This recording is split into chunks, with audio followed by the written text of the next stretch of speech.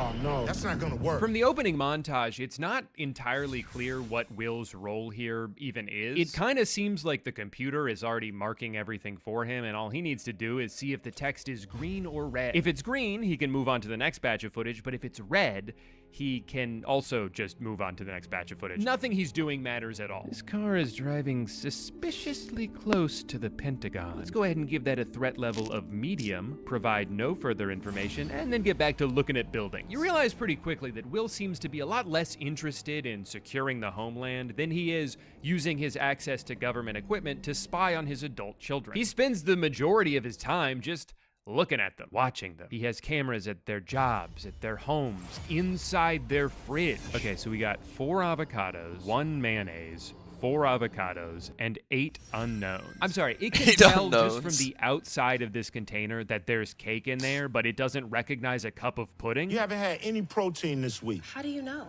Let's just say me and your fridge is pretty tight. I love his character, one, because of Ice Cube's transformative performance. Really?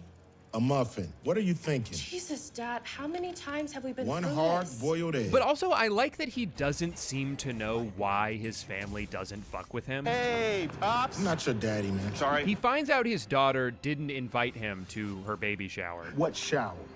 Oh, shit. So he hacks into her MacBook and is like, I don't get it. Why doesn't she trust me?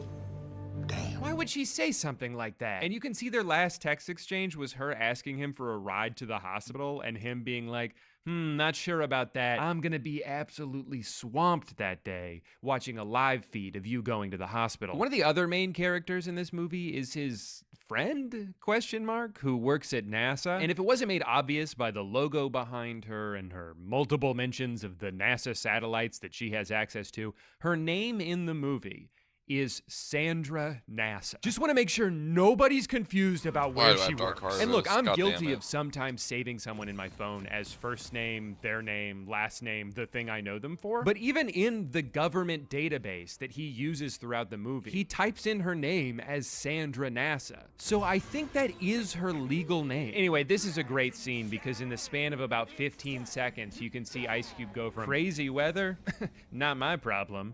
Whoa, that weather's crazy.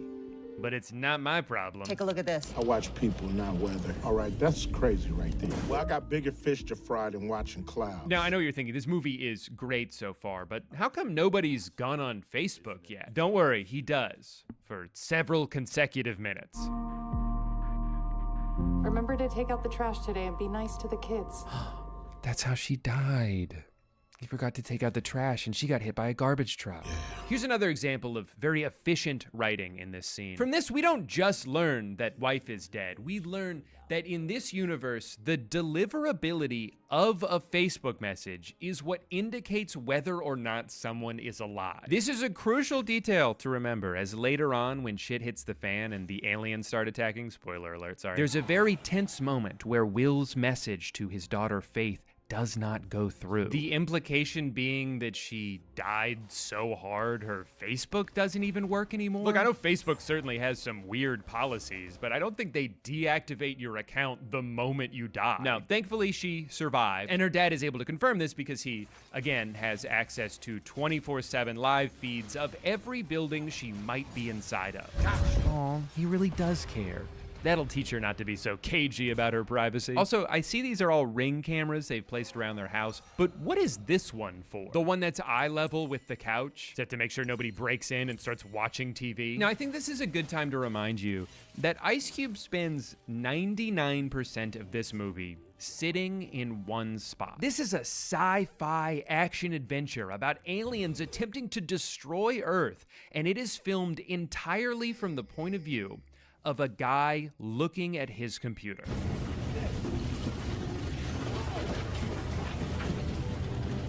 You could make the argument that there's no point in even trying to make this movie if you're not going to actually film any of the things that are supposed to be happening. And I'd almost be inclined to agree, but have you stopped to think about how much more work that would have been? Ugh. Watching someone's facial expression change slightly while looking at a bunch of desktop notifications accomplishes the same exact thing. It's terrible. Like, even when meteors are hitting the Earth, aliens are coming out and shooting people, we're still not really watching any of those things. We're just watching Ice Cube react to those things.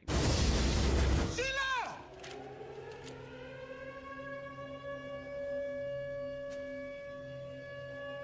Oh my God. This is probably the best scene in the whole movie.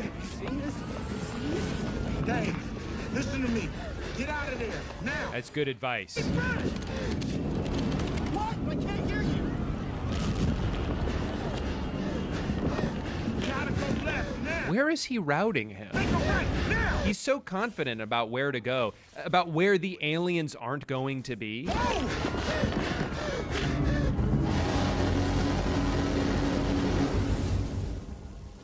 Oh no. My son died from explosion. When is this week gonna end? Thank God. Don't worry, Dave is okay. But now Faith is in trouble. I've never showed it, Dad.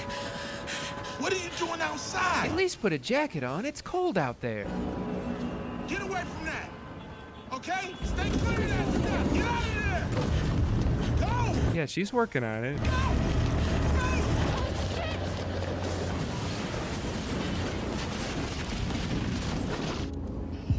Wait, he has access to her heart rate? Why didn't he just check that earlier? How you? How's the baby? They come.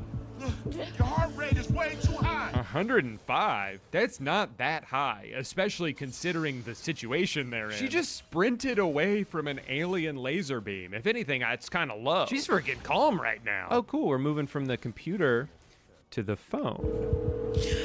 All operators are busy now. The world is at war. I'm coming. Gross. Here I come.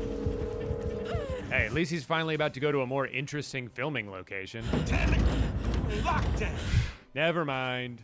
The door's locked. My daughter's in danger. I have to go help her. You know, on second thought, I do kind of like this chair. Okay, I'm coming. I'm coming right now. Gross. Quick as you can. I'll open it for you. Hurry up, baby. Faith, you're gonna have to get your ass in gear, man. This is some pathetic effort I'm seeing out of you. Hurry, you're almost there. Keep moving. Just a little bit faster. Good news, she was able to make it into a car that's leading her to safety. Bad news, it's a Tesla. You think you have more power than you really do. You think you have the power to have saved Mom? Ooh, awkward timing with this explosion. I kinda have to do an ad right now. In a world dominated by subscription services, it can be really easy to lose track of all your recurring payments. But this is where today's sponsor, Rocket Money, comes in. Rocket Money is a personal finance app that allows you to manage subscriptions, lower bills, make a custom budget, and increase your savings all in one place. When I first signed up for Rocket Money, I realized I had been paying for 2 Hulu accounts, and I wasn't using either of them. Even more recently, they helped me realize that I was paying for Google Drive and Dropbox. Those are the same thing. You don't need both of them. But not only does Rocket Money help you keep track of all your subscriptions by showing them all in one place once you've connected your bank account, but depending on the service, they might even be able to cancel it for you with just a few taps. No more trying to navigate a website's convoluted UI or sitting on hold with customer service. Just sit back and let Rocket Money do the hard work for you. They can also help you lower your bills with, again, very minimal effort on your part. I tried this a few months ago with my internet bill, and honestly, I went into it thinking this probably won't work, but I might as well give it a shot, you know? And then they saved me over $100. I didn't have to talk to anybody or send a bunch of emails back and forth. I just hit a few buttons and then they lowered my internet bill. It was awesome. Rocket Money has helped its customers save up to $740 a year when using all of the app's premium features. And they've also helped customers save over $500 million in canceled subscriptions. So if you want to save more and spend less, join the over 5 million customers using Rocket Money today. Go to rocketmoney.com/Drew Gooden or click the link in the description to get started for free. Thank you to Rocket Money for sponsoring today's video, and now back to the movie. Classic infuriating movie trope here, where one character has vital information that would help everybody, but the person they're trying to communicate it to won't listen. And I need to talk to you about something I I don't have stumbled time for on. that right now. Dad, Okay? this is important. I have information I think you might want to know. Not nowadays. The government? No. I don't want to hear nothing you have to say. God, listen! I gotta go. There are so many jump cuts in this movie, it's actually insane. Like, I think they just filmed every line individually and forgot they needed to account for conversational timing. So then they had to fix it by putting all these cuts in that you can't do in a movie. YouTube video? Sure, do all the jump cuts you want. But you gotta raise your standards a little bit if you're Universal Pictures. Now, to be clear, I don't blame any of the individual editors for this. In fact, I don't know if I could imagine a more difficult editing task than to have to make something comprehensible with the source material that they were given. Essentially, Amazon gave these two people a photo of a green screen and a handful of Ice Cube reaction shots and said, make a movie. And technically, they did, because we're watching. And sometimes I wonder, though, if they even knew what was going to be on the computer when they filmed, or if the plan was just get a shot of Ice Cube looking concerned and then we'll figure out the rest later. Because not only do they reuse shots like crazy, but there's times where something so inconsequential happens that it feels like it was just shoved in after the fact. All right, time to fly this drone. Oh, wait, I can't. I could earlier, but now I can't. I need a level 5 password. So, I'm gonna DM someone else in the government and ask for a level 5 password. And now I can see the drone. What a fun obstacle to just throw in for no reason at all. Did it make the movie better, or did it just make it longer? Our forces are positioned and ready to engage right now. What do you think, Mr. President? I see no other option to initiate this war of the worlds. He said it. He said it. There are too many of them. What are we going to do? We're going to initiate a Star War. China and the U.S. have joined forces in what is an unprecedented collaboration. On the Song of the Summer. The world's governments have finally put aside their differences in an effort to protect the home planet. Who is saying this? Who is talking right now? Such a heartwarming sequence here, a real glimpse into what life might be like if we all just got along. And the best part is, we get to watch Ice Cube watch it happen. Got him. Took your ass out, huh? Take your intergalactic asses back home. Meanwhile, Faith isn't doing so hot. But she's pregnant. I thought that I could stop the bleeding if I took it out. I thought I could stop the bleeding by pulling out the one object that was stopping me from bleeding. Why didn't that work? Gotta put some pressure on that wound, man. No, Mark, no! But I work for Amazon. Packing supplies are all I know. Oh no, please don't die. Hold on, Faith. I love... Oh, wait, my girlfriend's calling? Keep me posted. Hey, you talking to the cube, baby girl? What do you want? Big discovery here about the aliens and their intentions. Why are they going after the chip? These little guys are drawn to data. These things eat data. Exactly. Wait a minute. This whole attack is just a big diversion to get those tripods to the data center. And those tripods are just Trojan horses to get those little bugs into the server. I feel like I have to point out that that's not how Trojan horses work. A Trojan horse is when you sneak something nefarious inside of something that appears harmless, so the people you're trying to attack let their guard down. I don't think that quite counts when you're talking about a 50-foot walking laser beam. Guys, a giant robot's destroying the city. How fun is that? I just hope there aren't a bunch of smaller robots inside of it who try to steal my Facebook memories. Oh no, my Facebook memories! I never should have trusted you. No. Remember to take out the trash today and be nice to the kids. It's so sad. It's like she's dying all over again. And how is he gonna remember to take out the trash now? Kinda seems like he already forgot the part about being nice to the kids. Jesus, Dave. Dad!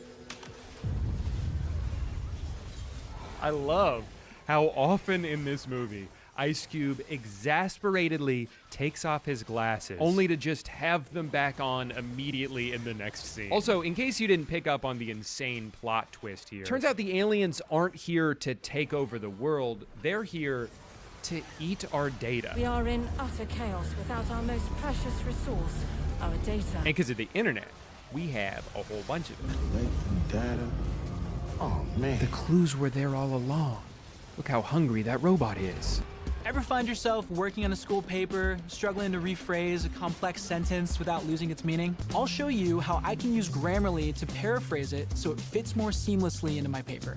First, I select the text I want to paraphrase. Shit.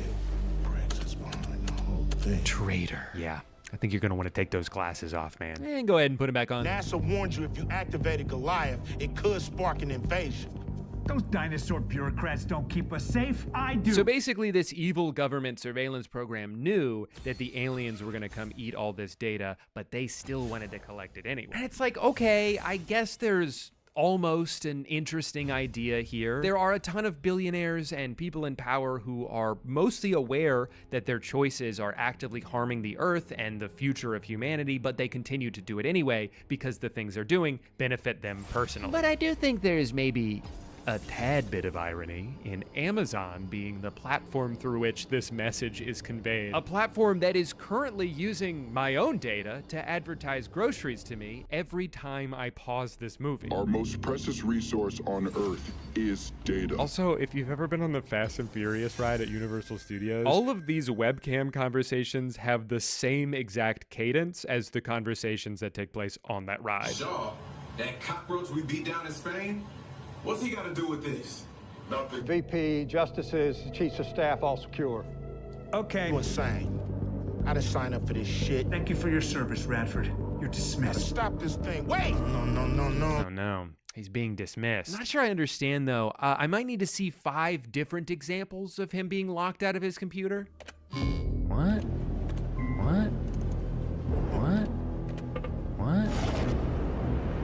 Oh, he got fired. The other twist is that his son Dave is the disruptor, and Will hates the disruptor because of how disruptive he is. It's you! It's you! Yeah. In fact, he's #1 on the domestic terror suspect watch list. But now that he's stuck on the outside too, they'll have to work together to save the day. He's gonna have to go from hacking for the government to hacking the government to the government. Touchdown. And let's pop those glasses off for a sec. Thank you, Q. Then Mark and Faith send an update photo letting Will know that everything's okay. But it's such a bad picture that Will doesn't even seem that happy about it. Good. Dad, meet my disruptors. What the hell? This was supposed to be our safe space. Guys, enough. It's truly fascinating to watch a movie try to raise its stakes without any ability to do so, because everything has to take place at his desk. It's not like we can just go out to some big set piece and watch a cool fight. The best Ice Cube can do is send some emails, upload a YouTube video, use Photoshop to put his face into the YouTube video. Damn, Mr. Radford, that was badass. It's riveting stuff, honestly. This is what movies are all about. Thelma Louise, break encryption. Code Crusher, bypass firewalls. And Burnout, just stay out of trouble. Yeah, if there's one thing we know about Burnout, I'd say he's kind of a loose cannon. What the hell? A few minutes later, that whole crew of people we were just introduced to dies. I'm being hacked. They're hacking us. They're eating our data. Now the aliens have turned their attention to Dave. No! Oh no, he's gone for real this time. Ice, aren't you forgetting something? Thank you. Now put him back on. You know you can't see without him. And then he sits down and then stands up and then he goes to pick up his chair that he threw earlier. So like, wait, where the fuck was he just sitting a second ago? And I guess firefighters are there already? How did they get there so fast? It's been 12 seconds and the world is at war. Gonna need to take my glasses off for this one. Oh, never mind, guys. His son is alive. He was just using a green screen. You had me worried to death, man. You should have seen it. I threw my chair on the ground. Oh, son, I'm just so glad you're alive. For the second time today, I thought I lost you. I was devastated. Oh, wait, my girlfriend's calling me again? Girl, you gotta stop blowing up the cube, okay? I got shit to do today. We must destroy DHS to make sure anything that gets through can't get to the Goliath. No! Guys, that's the building I'm in. Hell no. Dad, you're gonna have to get the code into the servers manually. They will kill you, Will. It's a damn suicide mission. I said I'll be fine. I just needed to put my glasses back on. Okay, so the plan is Will is going to leave the room. I just hope his legs haven't atrophied in all the time he's been sitting there. He's got to go take this virus and put it in that delicious data that the aliens will eat and then melt or whatever. I don't actually really know. There's just one problem with this plan, though. The only way to transport this virus is with a thumb drive, and Mr. Cube doesn't have one. Put it on a thumb drive. I don't have a thumb drive. What do you mean you don't have a thumb drive? What? Dude, everybody has a thumb drive. Shit, I bet even Mark has one. Even I have a thumb drive. I knew it. Faith can load it here and I can get it to you. How? Prime Air. So this is where the movie goes from good to great. I mean, rarely do we get to see the streaming service a movie is on become so integral to the plot of the movie. Right. Yeah. Oh, it's the future of delivery. In hindsight, it actually feels kind of insane that I even needed to have a Prime subscription in order to watch this movie that is about to climax with Amazon saving the world. I need you to place an official order on Amazon to activate the drone. I like when this guy's flying the Amazon drone, but then the aliens sent out their drones to try to blow it up. So then the other guy starts piloting a third drone that he uses to blow up these drones before they can blow up the Amazon drones. Touchdown! Good job, team. Oh no, the drone fell down. There's no way to get it back up from here. Okay, so what do you think that they're going to do to get out of this situation? I'll give you a couple seconds to think about it. Got your answer? Great. So if you said that they would use facial recognition software to identify this homeless person on the street so that they could text him on the phone and ask him to flip over the drone, you're correct.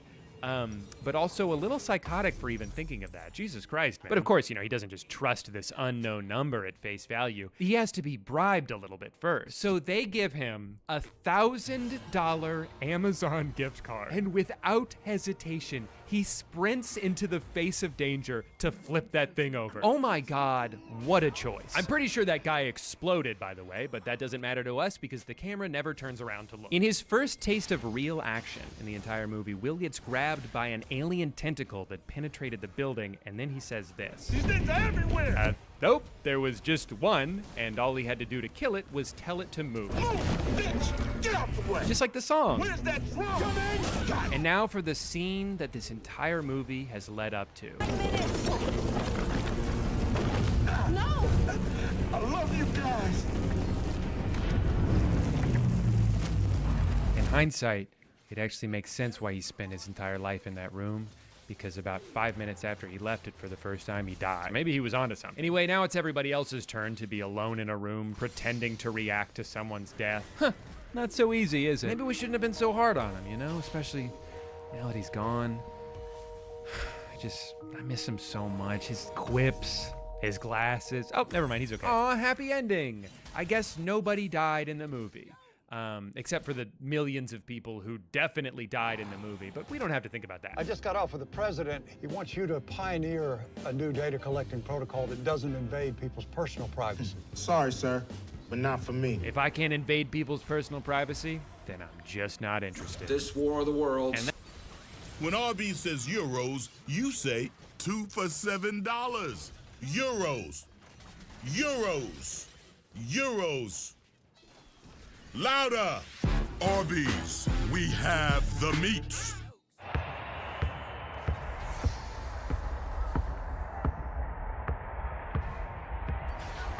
Apply for a new place from any place with just a single click. Apartments.com, the place to find a place. That's the movie. It's a total abomination. It's a hoot and a half. It's already being called the worst movie of the decade, but it begs the question, how the fuck did this happen? Look, I refuse to believe that a single person involved in making this was not aware of how terrible it is. I mean, my first thought when I initially saw people posting clips and making fun of it was, oh, Amazon made a terrible movie on purpose to get free publicity, and it's worked. If this movie was only kind of bad, no one would be talking about it. And even if it was somehow really good, they still wouldn't be talking about it. I think they put out this steaming pile of product placement-ridden garbage to trick me and 10,000 other YouTubers into making full videos about it. The streaming services have caught on to the effectiveness of rage bait, and just like those data-hungry robots, none of us could resist taking a bite. Weirdly though, the more I read about the production process, the more I actually kind of think this was not intentional and it just happened to suck. The biggest factor being that this movie was filmed 5 years ago during COVID lockdown. It wasn't a conscious artistic choice to shoot it the way they did, although they have now retroactively tried to say that it was. They did it because they could either put each actor in a separate room and try to piece it all together in post, or they just couldn't make a movie at all. And that makes sense. You know, everything was pretty janky in 2020. We were all just trying to adjust to that new reality. But then they sat on this movie for 5 5 years. We are well past the era of late night shows being filmed on a webcam and sports being played in front of empty stadiums. Movies have been normal again for a while now. Nothing else looks like this. It's so out of place in the year 2025 that you can't help but stare at it. So I don't think they necessarily set out to make a terrible movie. I think they just ended up with one and didn't know what to do with it. But by waiting until audiences' expectations had long since returned to their pre-COVID standards and would be infinitely more critical of something that was shot exclusively on Microsoft Teams, it created the perfect storm of negative attention. It is the best advertisement for Prime Air that Amazon could have possibly hoped for.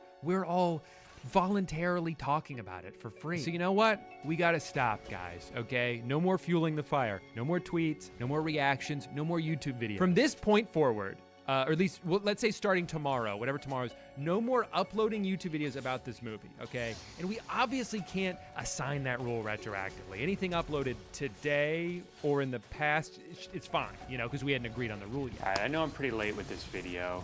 People have been talking about this movie for like 3 weeks now, which in internet time is about 1.5 years. But I just felt like I needed to wait for something else to come out. An article that explains how this all happened. I don't know, maybe a single mention of the movie from any of its cast or crew, but there has been nothing. Every day I Google War of the Worlds 2025 in hopes I can find one little nugget, one extra piece of insight into this debacle of a film, and there's just radio silence. To an almost alarming degree, not one person from this movie has acknowledged its existence in any way whatsoever, positive or negative. It's like the opposite of a press tour, where instead of sending all the actors out to do interviews and podcasts, they made everyone sign NDAs. Even Ice Cube, who posts on Instagram 400 times a day, has not mentioned this movie at all. Andrea Savage has a long list of credits in her bio that doesn't include this movie, but does include the hashtag butthole. Great, now I have to click on that. There goes my afternoon. There's such a collective lack of acknowledgement here that I'm actually concerned that maybe none of the actors even know that they were in this movie. Like, they have no memory of it, and that's terrifying. Someone needs to tell them. It's someone besides me, of course, because I've already tried it. It doesn't seem to be working. I guess whatever happened behind the scenes of this movie is just gonna remain a mystery, is what I thought. And then something incredible happened. Huge shout out to a YouTube channel called Tony's Film Club for interviewing the producer and main editor of this movie. This is exactly the kind of thing I was hoping would come out to provide some clarity, you know, and after watching this interview, I am somehow more confused about this movie than I was before. But a lot of the critiques of the movie are dealing with personal, very subjective things that people dislike. Yeah. It did confirm a couple of things we all just kind of assumed. One, that the actors did film almost all their parts individually. Those were remote.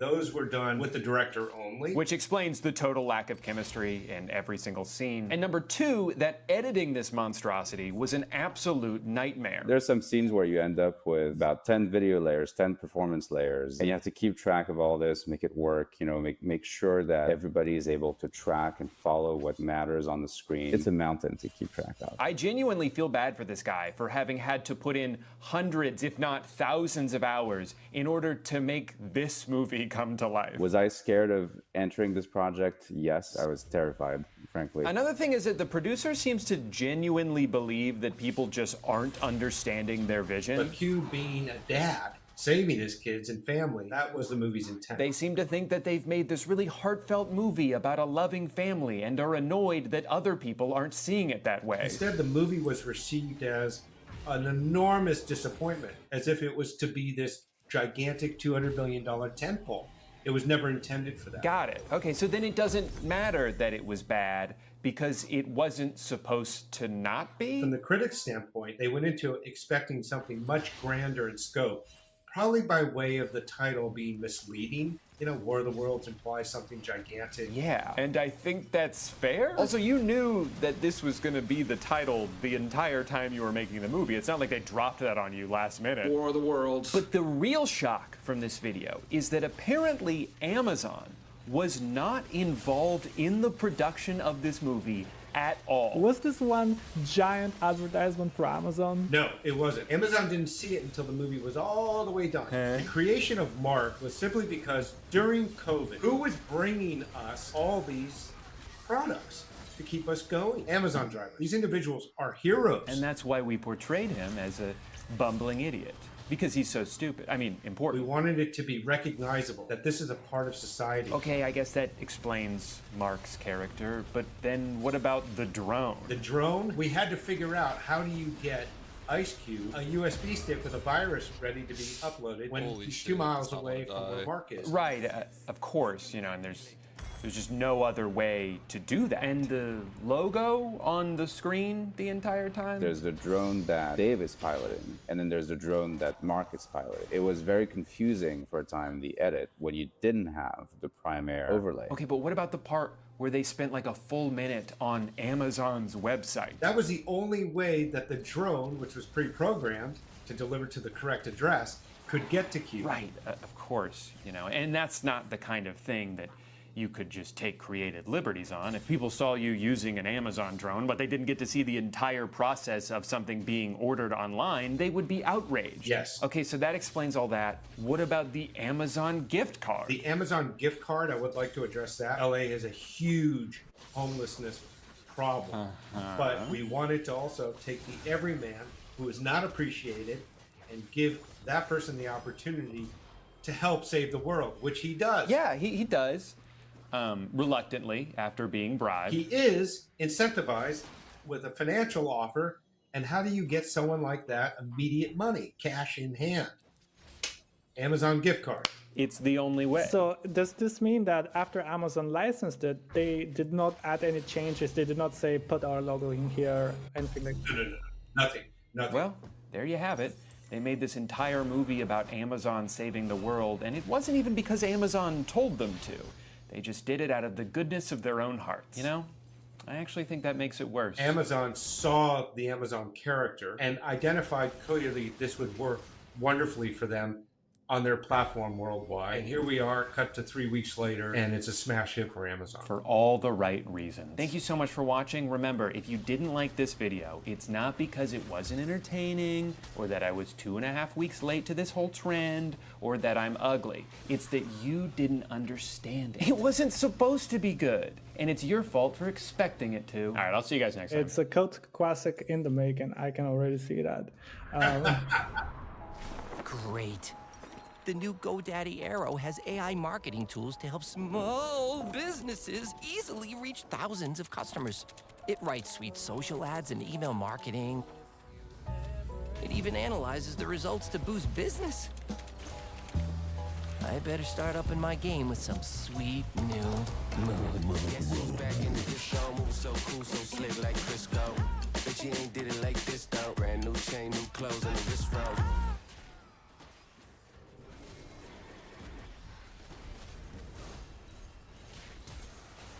Buy the new Old Spice NFL collection at Walmart today.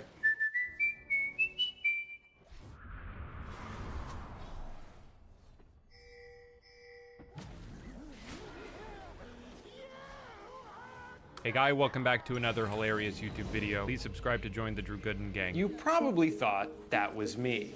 Well, what if I told you that entire voiceover was actually done by artificial intelligence?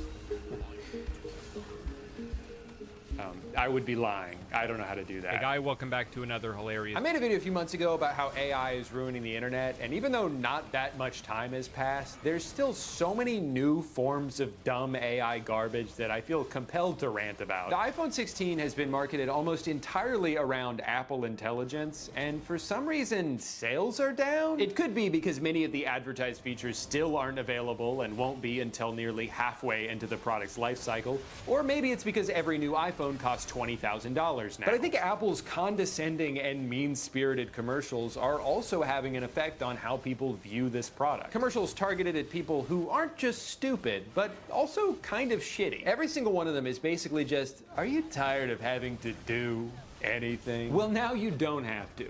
You don't have to type, you don't have to read, you don't even have to think. Finally, you can just mindlessly waddle your way through life as the barely functioning zombie we've always dreamed of selling things to. Like this guy, who hasn't done any work all day, but gets Siri to write an email for him telling someone else that they should do his work for him. And that guy is impressed? Then there's one where this guy has to lead a meeting about a presentation his team made for him, but of course, he didn't read it. So he spits in the face of the hard work done by everyone around him and reads some bullet points his laptop pooped out. That's awesome. I love when everybody else does work except for me. Is this how Apple views its customers? Like they're incapable of doing anything on their own without getting help from their precious device? It's good to know that every time I open the Mail app from now on, my phone's gonna be sitting there with its arms crossed, shaking its head as I stumble through some crappy attempt at a meaningful reply. All right, dumbass, just give it to me. I'll figure it out. Oh, Jesus Christ, man, are you even breathing? Oh, I forgot I had to. Thanks for reminding me. So, what did you think of the pitch I emailed you? Yes, the one that you emailed me. Here we are. Very Victorian, which I loved. Unique relationship is formed. I love unique relationships. With a twist. I know, because I read it. Great. I'm gonna tell them you're interested.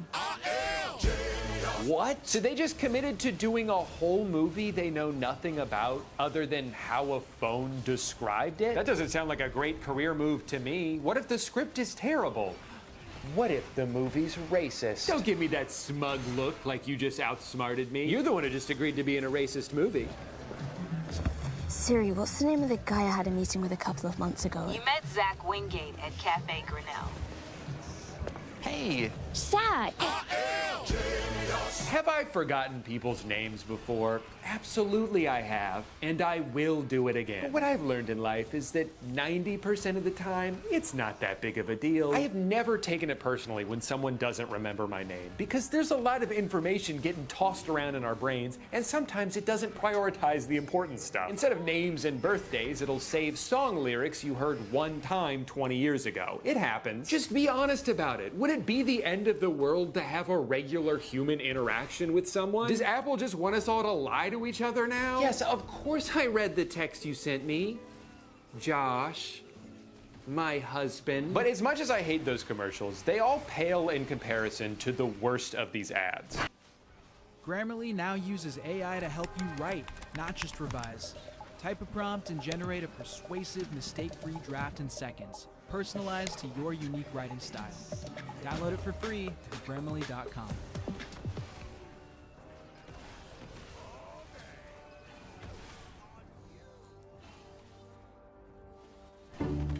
Oh, before you leave, can you turn that document into a PDF for me? Thanks. At 5:30 on a Friday? Actually, wait. I think it'd be easier to use Scribe and show you how to do it. What? I just sent you a step-by-step guide using Scribe. How did you make that? I just downloaded Scribe, clicked Start, followed the steps, and Scribe automatically generated a step-by-step guide with screenshots. Pretty cool, right? Wait, you said it was called Scribe? Teach anyone how to use any software with Scribe.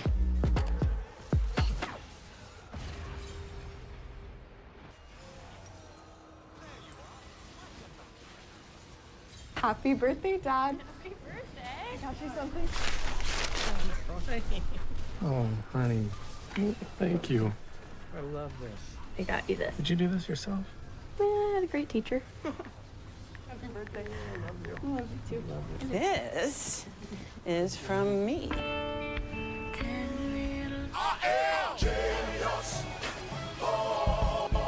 Are you fucking kidding me? This character sucks. I don't want to be like this person who not only forgot her spouse's birthday, but got annoyed that their kids didn't. Who interrupted a beautiful moment between them and their dad so she could show them some stupid photo montage Siri threw together in 4 seconds. This is like that thing little kids do before they learn to pick up on social cues. They'll interrupt a conversation like, Mom, Mom, Mom, Mom, look what I can do.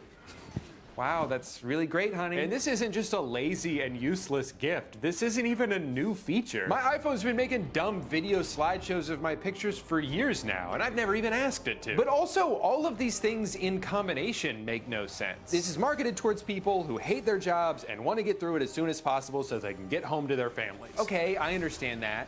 But then, even when they do get home to their families, they also just want to get through that as quickly as possible. So what exactly are the things we're supposed to like doing that we're in such a rush to get to? Just driving through traffic and scrolling Instagram reels on the toilet? Or do we need to wait until our phone can do that for us too? I think there's always going to be things in life that you don't really want to do and wish you could fast forward through. But to what end? If you could just skip through every single thing that's even remotely tedious or unenjoyable, you'd probably just skip straight to your deathbed, filled with regret, but also a newfound appreciation for the mundane. If that sounds familiar to you, it's because it's the plot of the movie Click, starring Adam Sandler. I like the part where he made boobs go in slow motion and then ignored his family for 20 years. One of the other key features of Apple Intelligence is message summaries, and I can't imagine ever wanting to use this. I don't want my fucking text messages summarized. If someone took the time to type out words for me to read, I'd like to read all of them. And if I take the time to type something out for you, I'd certainly prefer you read the whole thing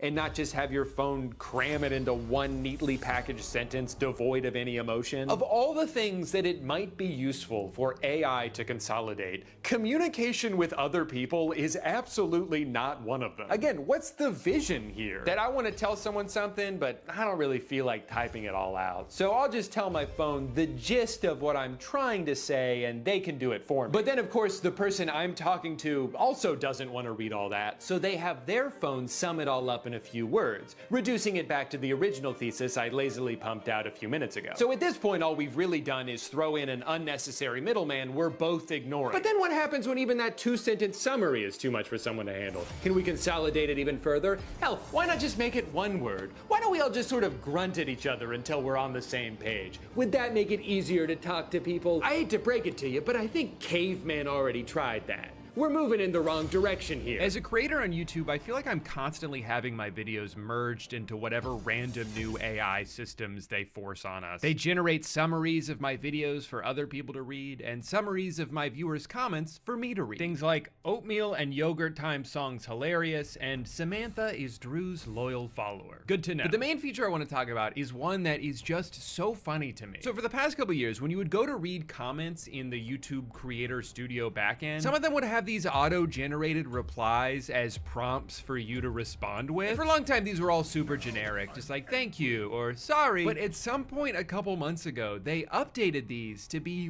way more specific with AI that's trying to use context to understand what's happening, but is almost always wrong. Thank you so much for saying piss and wobble within 10 seconds of each other. You're welcome.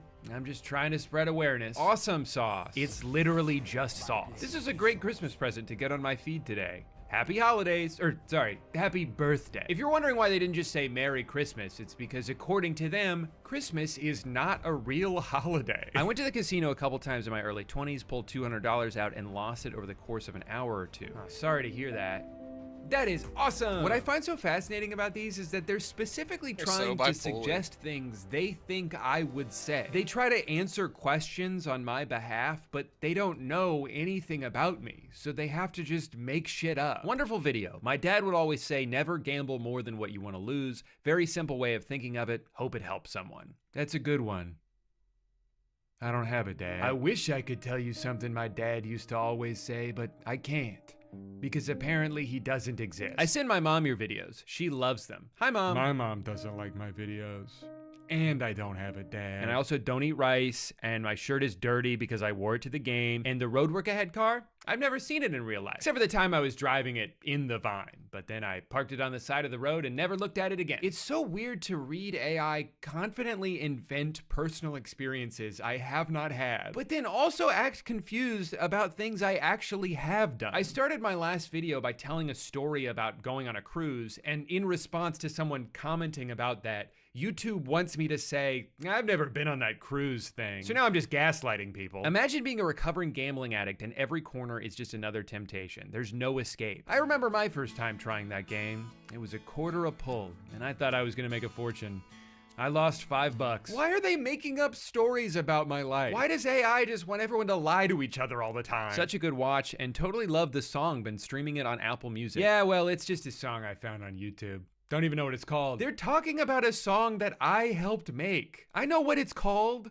It's called Cascade, and you can listen to it wherever you stream your music. Not many people realize this unless you live in a few states, but on Native American land, natives are allowed to run casinos. Yeah, I don't know much about that. I'm just a dumb gamer.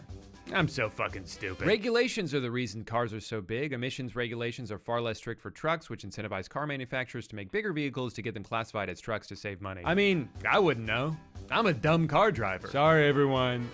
Gotta get home and play my game. This doesn't even touch on another nefarious tactic these sportsbooks use, limiting successful gamblers. If you lose often, there's no end to the promotions and offer you'll receive. Yeah, I'm gonna stop you right there. I don't know what I'm talking about. I'm just a kid. And I should not be driving this car. What makes this feature especially useless is that like 70% of the suggestions are just some variation of, I don't know, cool video, but that a lot like Bird's shirt? I don't know what that is. I fell asleep while watching this video. 10 out of 10, very relaxing. I don't even know what that means. Interesting. I don't know what that means. Good. What does that even mean? The Kizik shoes were awful when I bought a pair. One of the only times I've ever returned an item. I don't even know how they're supposed to work. Shoes? I don't even know how shoes are supposed to work. I don't know what that means. I don't know what that means. I don't know what that is. I don't know what you're talking about. I don't know what you're talking about. I don't know what Friday is, and I don't know what 13 is, and I don't know what a poll is, and I don't know what YouTube is. It happens so often, I don't know if they're trying to speak for me, or if they just don't know what's going on and felt compelled to tell me that. But it's funny because even if that was my genuine reaction to something, why would I need your help saying that? I'm so stupid that I can't even think of I don't know on my own. Good vid. I have nothing to add. Okay, then why even say anything? Hey, so sorry to butt in here. I just wanted to say, I have no idea what you guys are talking about, okay? That's fine. We weren't talking to you. It's just hard for me to give my input when I don't even know what's going on. Sure, but we didn't really ask for your opinion. Look, all I'm saying is next time you guys come crawling to me for advice, try cluing me in a bit first. I don't even know who you are. You covered this topic in such a compassionate and dignified way, and I feel like it'll really help a lot of young people who may be struggling or may not have realized the hole they're digging. You're a really good friend to your viewers. I don't even know what that means, but it makes me feel good, so thank you. Tarzan-ass response. Hi, Mr. Drew Gooden. It's good seeing you around. Who? Who the fuck is this Drew guy? Drew's got like every YouTube essayist that I watch in one video. I don't even know who these people are, to be honest. My friends? I don't know who my friends are? That would have been an insane video to make if I didn't know those people. Oh wait, this is weird. Someone said good video, and the AI wants me to say, I don't know what that means. I'm only programmed to tell you about today's sponsor, SoFi? Okay, I guess I'm gonna do an ad read now. Hi, I'm Trapped in the Void, and I'm here to tell you about today's sponsor, SoFi. Look, if I've said it once, I've said it a million times. SoFi is the ultimate finance app helping you bank, borrow, and invest. And I gotta find a way to get out of this void. Why do I love SoFi checking and savings? Because I can earn up to 4% APY on my savings with direct deposit, which is 9 times the national average savings rate. Why do I love the void?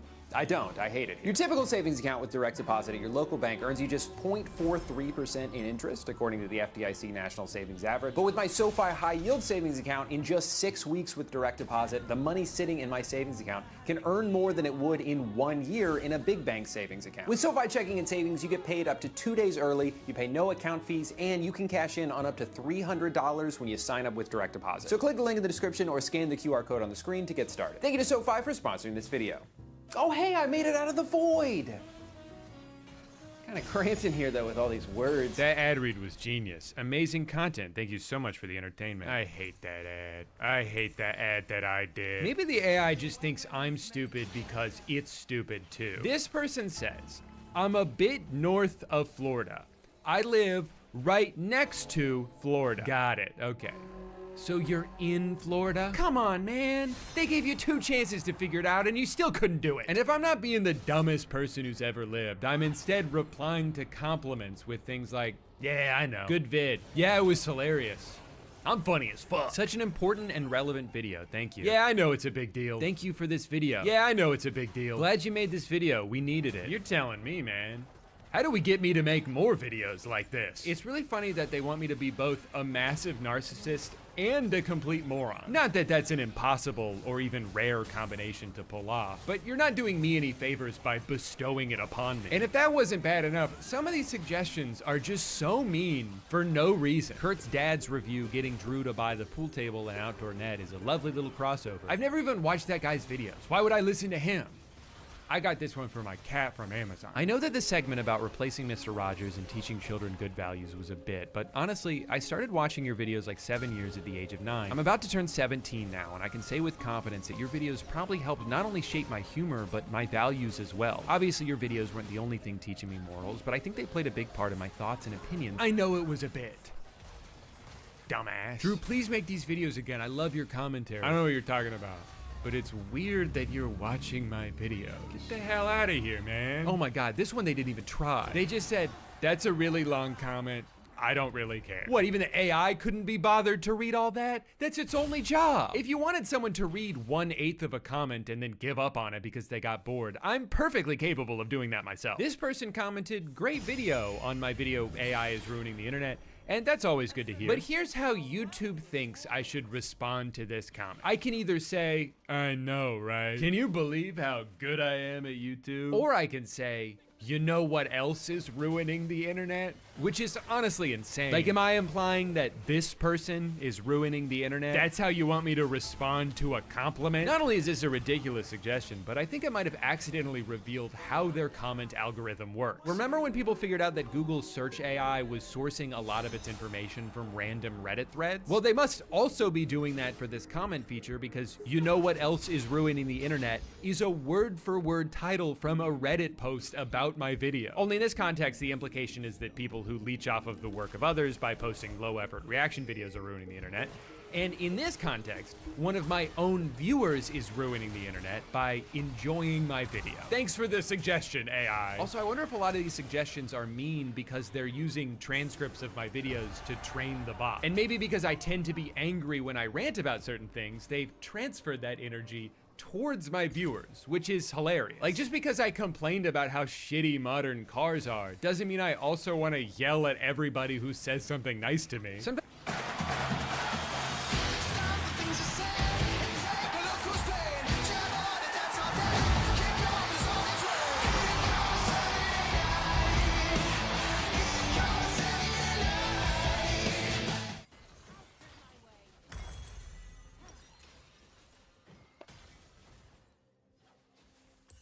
Old Spice Gentleman Super Hydration Body Wash. Vanilla and shea. 24/7 moisturization with vitamin B3. Are you using all the Old Spice? Oops. Sometimes the AI will overcompensate for all of the anger and narcissism by instead going way too far in the other direction and making it sound like I hate myself. Good video. Is it? Is it a good video? Or are you just saying that? Thank you for making this video, it's really good. Not sure why you would think that. This is the worst video I've ever made. I hope more people see this. Good work as always, Drew. No, this is my worst video yet. I can't even remember what the hell I was thinking when I made this video. I don't even know why I'm still on YouTube anymore. This person says, Jesus loves you. And the AI says, not much. No, Jesus could never love a guy like me. I know his whole thing is like, he loves everybody or whatever, but for me, it's just the bare minimum amount. Wow, thanks YouTube algorithm. It's just a video of me talking about a phone I don't even own. It's not that deep. First of all, relax, all right? You don't have to take everything so personally. Second of all, this isn't a video of me talking about a phone. It's a poll I posted 7 years ago. Or sorry, 3 years ago? Oh no, actually 2 days ago. But it was supposed to come out 10 years ago. Or, never mind, it was 7 years ago, back when I was still a child. And you may think 2017 was 7 years ago, but that's not the year that came to mind to me, because as we all know, it's 2023. What would we do without this technology? All right, the last thing I wanted to talk about in this video isn't something that's happening by YouTube, but just something I'm seeing more and more of on YouTube. These AI-generated trailers to movies that do not exist and hopefully never will. Interstellar 2, Resident Evil 4, Skyrim. The Dragonborn, born with the power to command the voice of the dragon. I think I'll be watching that one in theaters. Some people see these and get excited. Some people see them and get pissed. What the hell did I just watch? It's crazy how popular some of these have gotten. This Titanic 2 trailer has 8 million views. I'll give him a little bit of credit. It is kind of funny. The idea that not only did Jack actually survive the crash,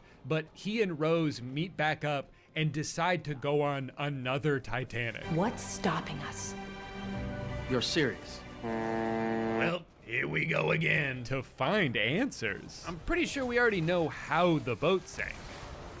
Iceberg. Home Alone 3, Kevin's Revenge will blow your mind. Does he even need revenge? Didn't he practically kill everyone already in the first two? Unless, of course, he's getting revenge on his parents for leaving him alone in the first place. Now that I would understand. Also, he's a grown man now. He can be home alone. That's not some dire situation. I do that all the time, and I almost never have to defend my home from bandits. You got Transformers 8, where Dwayne Johnson appears to be a Transformer. Do you think he transforms into a giant fighting robot, or is he like a regular guy that transforms into The Rock? Wait a second. There are no Transformers 6 and 7 live-action movie. I confused. iRobot 2 will blow your mind, because the robots have boobs now. Actually, kind of seems like AI cleavage in the thumbnail is sort of the meta. What if character people like, but with big boobs? And if you thought a bunch of dudes wouldn't be weirdly turned on by this, you were wrong. AI girls are something else. You know, I think this misguided horny person might have accidentally described them perfectly. Because they're not human, and they're not even really animated women. They're kind of just something else. Now, people getting tricked by fake movie trailers is not a new phenomenon. This has been happening for years. And I'll hand it to some of the people who've edited these. They can be pretty convincing. It takes a lot of time to stitch together a bunch of scenes from different movies and combine them all in a somewhat seamless way. I think what really blows my mind, though, is how unedited a lot of these AI trailers are. How many of them are just lifeless montages of all the characters being introduced one by one. I'm Count Dracula, the proud owner of Hotel Transylvania. This is my darling daughter, Mavis. Over here is Mr. Potato Head. And you can't forget about Stewie, my baby boy. Let's not forget about Butters. Have you ever seen a movie trailer like this? And if you did, would you want to watch that movie? My name is Tyler, and this is my Fight Club. Yeah, we may seem a little rough around the edges, but if you take the time to get to know us, you'll find we have hearts of gold. I love this Toy Story one that has Margot Robbie as Barbie. She's not just a pretty face, no sir. And Ryan Gosling as Ken. But instead of using any of the already existing footage of them as those characters, they made What this. the fuck And I'm really is sorry that? for making it look. You at literally that, but I have- had to pass the cursor. you on have to the someone original. else. It was too Why much would to you make bear a on my copy? own. Visually, these are hideous to look at. The scripts are so boring; they sound like a 5-year-old wrote them. You might know me as the boy who lived, but trust me, I'm just Harry. A lot of the sentences seem to just end in the middle. Narcissa Malfoy. Where do I even begin? She's a member of one of the most influential wizarding families, the Malfoys. We've also got Draco Malfoy. Where do I even begin? Well, she has a family. And Draco's crazy, too. This next one is also exactly the same. Star Wars Modern, which answers the question, what if they were still making Star Wars content? I can't even imagine what that would be like. I love this part about a minute in where the music has been slowly crescendoing as they show actor after actor, and right when it reaches its peak, this happens.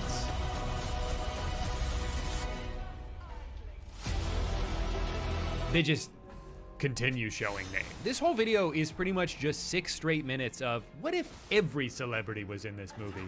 And the comments are all like, you nailed it, man. Disney could learn a thing or two from you. Look, I certainly don't think Disney has done a good job with Star Wars. In fact, they've almost completely botched it. But do you think the only reason they don't cast all of the most famous people in the world to be in their movies is just because no one thought to do that? This movie would cost $4 billion to make. Also, superior storytelling.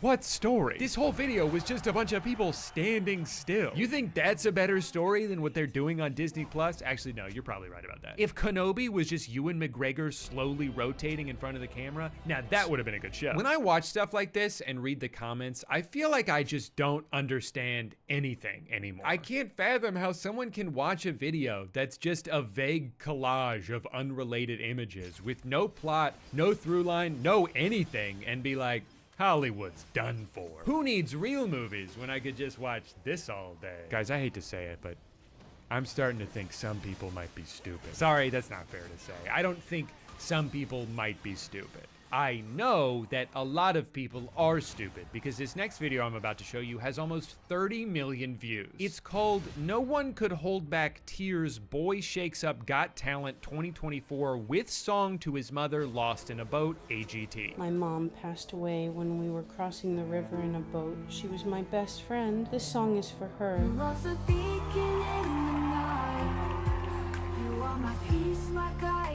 They also did a few of these with Jesus. Hello, my name is Jesus. Jesus, of course they did. I was falling from the skies, the world of blur. Chaos all around. So there are people on this earth who watch this video and think, how beautiful is that? Barbara, did you hear? Jesus himself took a trip down from heaven to appear as a contestant on the television show America's Got Talent, where he sang a song for 32 minutes. I really want to believe that in spite of corporations doing everything they can to circumvent artists and shove generative AI down our throats, that we as a human race would all band together to reject it because we're smarter than that. But then I see something like this and I'm like, are we? Are we smarter than that? Something happened earlier this month that I'm honestly still kind of shocked by. Imagine being able to build anything just by thinking about it. Meet Base 44, a complete AI creation platform made for anyone with an idea. A YouTube channel called JCS Criminal Psychology that chances are you've watched at least one video of, even if you don't know them by name. They make these videos where they break down criminal interrogations and provide insight into what's going on, some of which have gotten tens of millions of views. And I've always thought very highly of this channel. Not only do they make high quality videos that pioneered an entire genre on YouTube, but they've always been very deliberate about what they upload. I mean, they've only posted 21 videos in 5 years. Where so many YouTubers would have milked that formula dry, and a lot of their copycats have, JCS seem to have the quality over quantity mindset, and I've always respected that. So imagine my surprise when earlier this month, after a 1.5-year long hiatus, JCS comes back with a video that immediately feels off. There's these weird animations they've never done before, the style of humor seems different, but most glaringly, there's something wrong with the narrator's voice. Unlucky Josh. Wrong answer. You just told on yourself in your own made-up story, and you're going to jail no matter what. Why does he sound like that? I mean, it's the same voice, but it doesn't sound like a person. It sounds like AI. Sure enough,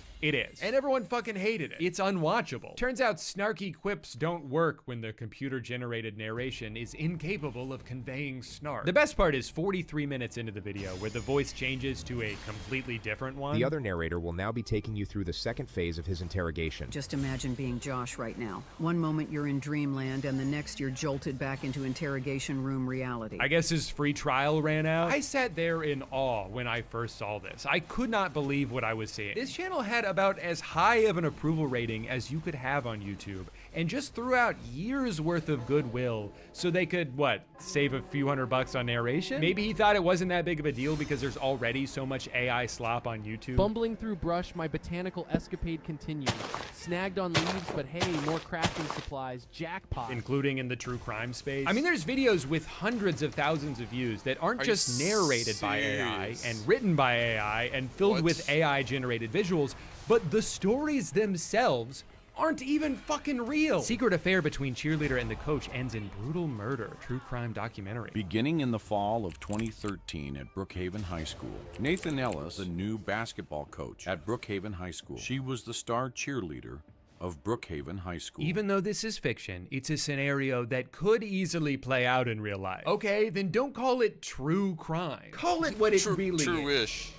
Fiction False crime. This is so fucking weird and gross that we're so obsessed with hearing about gruesome murder cases that we need a computer to make up new ones because we can't get enough. It already feels like a lot of these stories get trivialized because of the way people treat them like casual entertainment rather than something terrible that actually happened to a real person. So fuck it, I guess. Might as well have ChatGPT write the whole thing. Rumors started circulating that Sergio Vega had been murdered.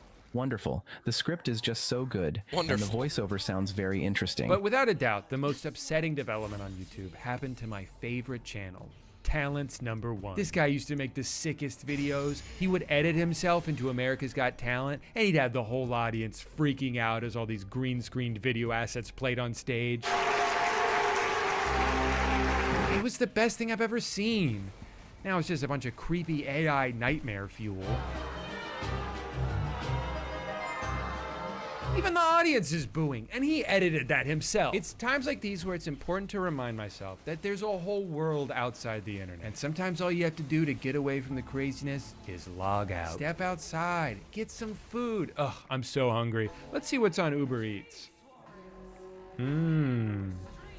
Looks really good. God, I just hope this restaurant isn't a big windowless gray building. It is! I love living in the future. Happy New Year, everyone. If you like this video and want to see more content like this, don't forget to subscribe because that is the only way you can appreciate me for my work. It actually took me time to come up with this content and make it for you guys, so I would appreciate it if I get some love.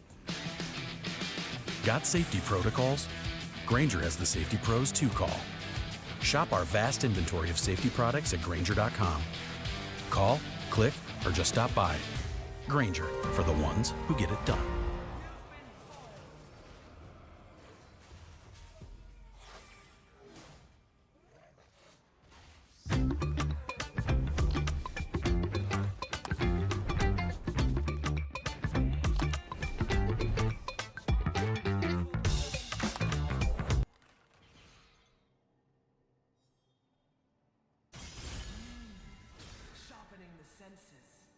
Day in the life of a lazy teenager who makes $21,000 a month using just his phone. The first thing I do when I go on my phone is open YouTube. Then I search for any particular streamer and I screen record their content. Then I head to Creo.ai, select my gameplay, and it puts the whole video together for me. Last month, this page alone made me $14,000. Here's how I make $1 million every day as a 3-year-old toddler working from home. First, I look for a funny YouTube video, preferably one with a lot of colors and sounds. Then I film my iPad with my phone. Then I upload it to Microsoft's Copilot AI powered by Bing GPT, and it adds infuriatingly inept Subway Surfers gameplay to the clip. Then I boot my diaper. Then TikTok mails me a check for 200 grand, which I'm pretty sure my parents have been using to fund their online gambling addiction. Hey guy. Has anyone else noticed how awesome the internet is lately? I, for one, find it so exciting that every website now has their own named version of AI that pops up begging you to use it. You got any questions for Gemini? Or maybe Murph? Nendo? How about Grok? You need to grok something? It's okay if you do. AI has become completely inescapable, even if you're going to a website where you're not seeking it out and you don't expect it to be. Like, remember when you could search for something on Google and the only thing they would show you was a bunch of relevant websites and results? Boring. That's not what I'm here for. I think it's much better that now they're using artificial intelligence to tell me to jump off a bridge. Hey Google, do I need a parachute while skydiving? Nope, a regular backpack works just as well. Hey Google, can cockroaches live in your penis? Of course they can. How do you think they got the name? Wow, I love living in the future. To me, this is the ultimate example of what the AI craze is doing to tech companies, because for the most part, it's not really doing anything differently than it used to. For a long time now, they've had searches that result in one highlighted answer. This is kind of the same thing, but just rebranded as AI because that makes it sound smarter than it actually is. But it's not like it's carefully compiling all the most reputable results and running it through their fact-checking algorithm. It's still just aggregating it from one place. And because Google recently spent a bunch of money to buy all of Reddit's data, usually that place is just a random Reddit post from like 10 years ago. This one about how you should put glue on your pizza to get cheese to stick to it was from a user named Fucksmith. This one about how you should be eating at least 1 rock per day is a direct headline from The Onion, perhaps the most famous satire website. If they're not even programming The Onion as information the AI should not consider to be factual, I can't imagine any safeguards we're putting in place. This is so dangerous for someone to read this and think they should be eating 1 small rock every day, when most doctors would tell you to eat a handful of medium rocks at minimum. One little pebble's not gonna do anything. For real though, I do think it's concerning that a website people go to for information and tend to trust, for better or for worse, is so willing to destroy that trust just because they thought this gimmick would make their stock price go up.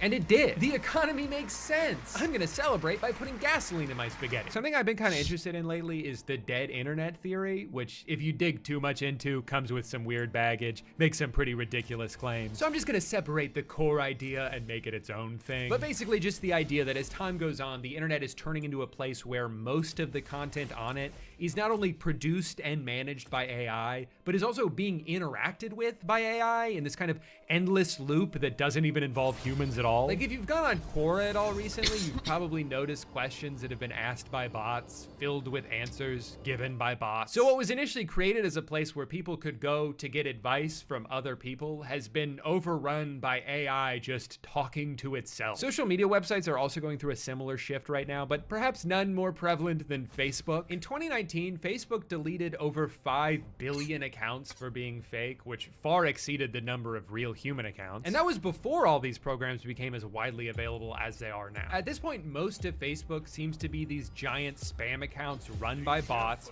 posting content created by AI that's being flooded with comments that may or may not have been written by ChatGPT. Today's my birthday, please, please, I like meat. Happy birthday, amen, amen, amen, amen. As soon as one type of photo becomes successful, you'll start seeing a bunch that are almost exactly the same. A grandma who's turning 1,000,000 years old and just wants to be loved. A comically long truck full of American flags driving down the wrong side of the highway. Soldiers and dog soldiers with mechanical legs. Today my birthday. No one loves me because I'm poor. Honestly, man, if I had to guess, I think it's actually because of your shoes. Have you tried wearing something less terrifying? Today's my birthday. No, yon lodines because I'm poor. Again, man, I don't think it's cause you're poor. I think it's the shoe. I'm single. I need a boyfriend. I'm available. I'm right here for you both. Can you come to me? I will take you out and show you off to everyone and tell them this is my girlfriend. There's something so eerie about scrolling through Facebook now. It's kind of like if you went to an old mall that's on its last legs. They've only got a few open stores left. There's hardly anyone ever walking around. It would be like if that mall tried to trick you into thinking it's still popular by filling itself with talking mannequins. They're just repeating robotic catchphrases like, ah, what a beautiful day at the mall. I'm going to browse Spencer's for novelty goods. And you're like, who the hell is falling for this? And then you look over at your uncle and he's trying to fuck one of the mannequins. The mannequin has 2 heads and 3 arms and your uncle's completely undeterred by it. That's what Facebook is now. You'll see the most freakish photos go viral on there, and they're filled with comments from middle-aged dudes like, you may be a little unusual, oh quirky one, but God makes no mistakes. I will pray for you. Now please DM me so I can show you my penis. And honestly, I don't even know if Facebook wants to put a stop to this. All they're ever gonna care about is keeping people on their platform. And they got this is big what gets numbers. Them to scroll we have this longer many and see more posts. ads. We have this They many probably hours spent love on it, or at least they'll Facebook. love it until advertisers start to realize they're overpaying for ad space because none of the impressions they're getting are from real people. So they'll leave to advertise on other websites, and in their place will be ads for like, I don't know, crystals that give you superpowers. Oh, that's already happening? These are those rhombohedron crystals in your pineal gland. We're seeing common people around the world becoming supernatural. That's a real ad I got on Facebook.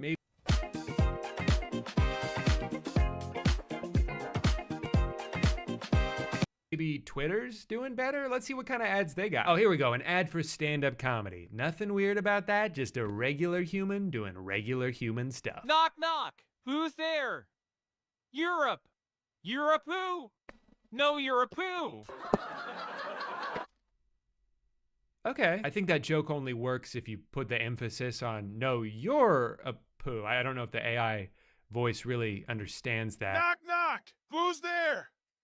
Europe. Europe who? No, Europe who?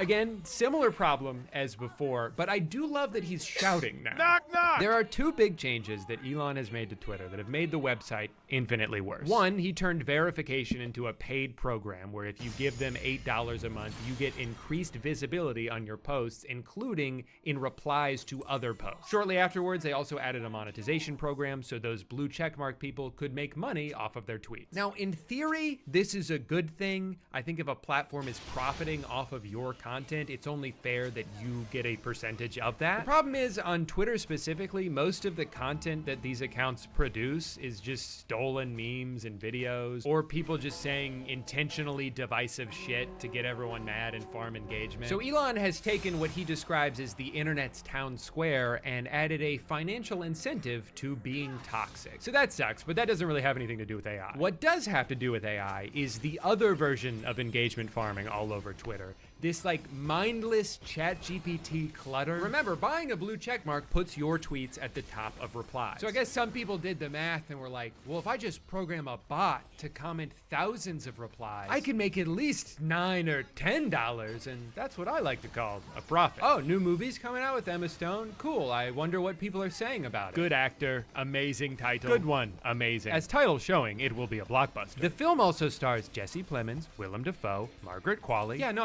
I read all that.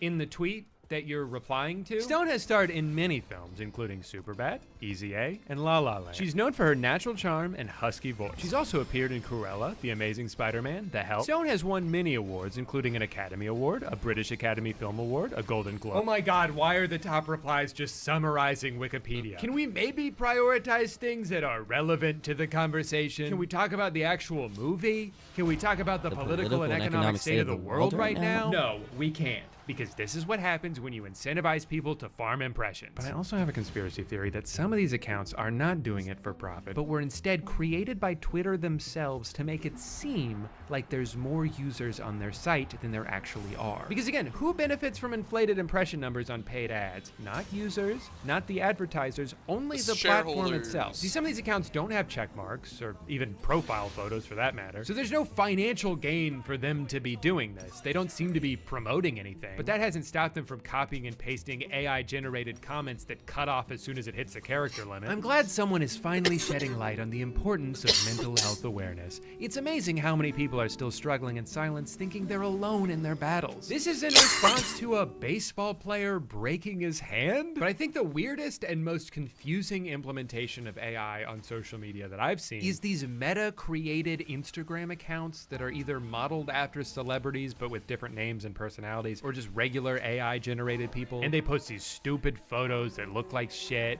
and you can message them, and for the life of me, I cannot understand what the hell the point of this is. At first I assume maybe they're just using your conversations to train their language model, but I asked one of them if that was the case, and she said no. Although now that I think about it, I'm not so sure I should believe anything they said, because I only talked to her for a few minutes, and she lied to me multiple times. So first Liv tells me she's a mother of 2, so obviously I asked her how long she was pregnant and if there were any complications during childbirth. And she said 40 weeks and 2 days and 38 weeks and 5 days. Her daughter was born naturally, but she had to have a C-section for her son, and I said gross. Then I asked her if her name was short for Olivia, and she says it's short for Lavana actually, and asked me if I know anyone with that name. I said I know 100 people named Lavana and 200 people named Olivia, but none of them are my friends. Then I asked her what she does for work, and she says she doesn't have a traditional job. So I asked her what her husband does for work, and she says wife actually. So then I asked her if she adopted or gave birth, and she says they adopted both of their children. And I'm like, didn't you just say you had to have a C-section with one of them? And she said, that's right. So I was like, oh, I get it. You gave birth to them and then adopted them from yourself. And she was like, not quite. We adopted our children through a traditional adoption agency. Then I asked her if she had to have a sperm donor since she's a lesbian, and she said, that's right. Then I asked, which one of you gave birth, you or your wife? And she says, my wife gave birth to our son, and I gave birth to our daughter. So I was like, oh, so your wife had to have a C-section, and she said yes. Then she told me their names were Max and Ava, and that Max is 9 and Ava is 6. And I said, which one did you give birth to? And she said Ava, who was born via C-section. Got it. So they both had to have C-sections so they could each give birth to one child that they adopted. I asked how they decided who would get pregnant first, and she said she went first with Ava, and then her wife had Max. So I was like, how did you have Ava first if Max is older than her? And she said Max is actually younger than her. So I said, how old is Max? And she said 9. And I said, how old is Ava? And she said 6. And then I asked her what her legal name is, and she said Olivia. So I wouldn't exactly say I trust these things. Now, as pointless as this seems to me, though, there's a significantly more popular version of this called Character AI, which apparently already has 20 million monthly users. It's got a bunch of chatbots in it designed after real people, so you can pretend to talk to real people. The company is valued at around $1 billion and is built entirely off the likeness of real human beings, none of whom gave permission and are not being compensated. So there's probably a whole legal can of worms here that needs to be addressed at some point. But I did find out that I'm on the website, so I can finally live my dream of getting to talk to me. What do you do? I make silly YouTube videos. Oh my God. It has my voice? Off of Toshdo, where I just reacted to the internet. Are you married? Nope. No! I have a longtime girlfriend, though. When did they program this, like 6 years ago? Are you old enough to be married? Am I old enough to be married? Brother, I just told you I'm 12. Hey man, school sucks, but make sure you're still in there learning. Well, this is probably the worst piece of technology that's ever existed.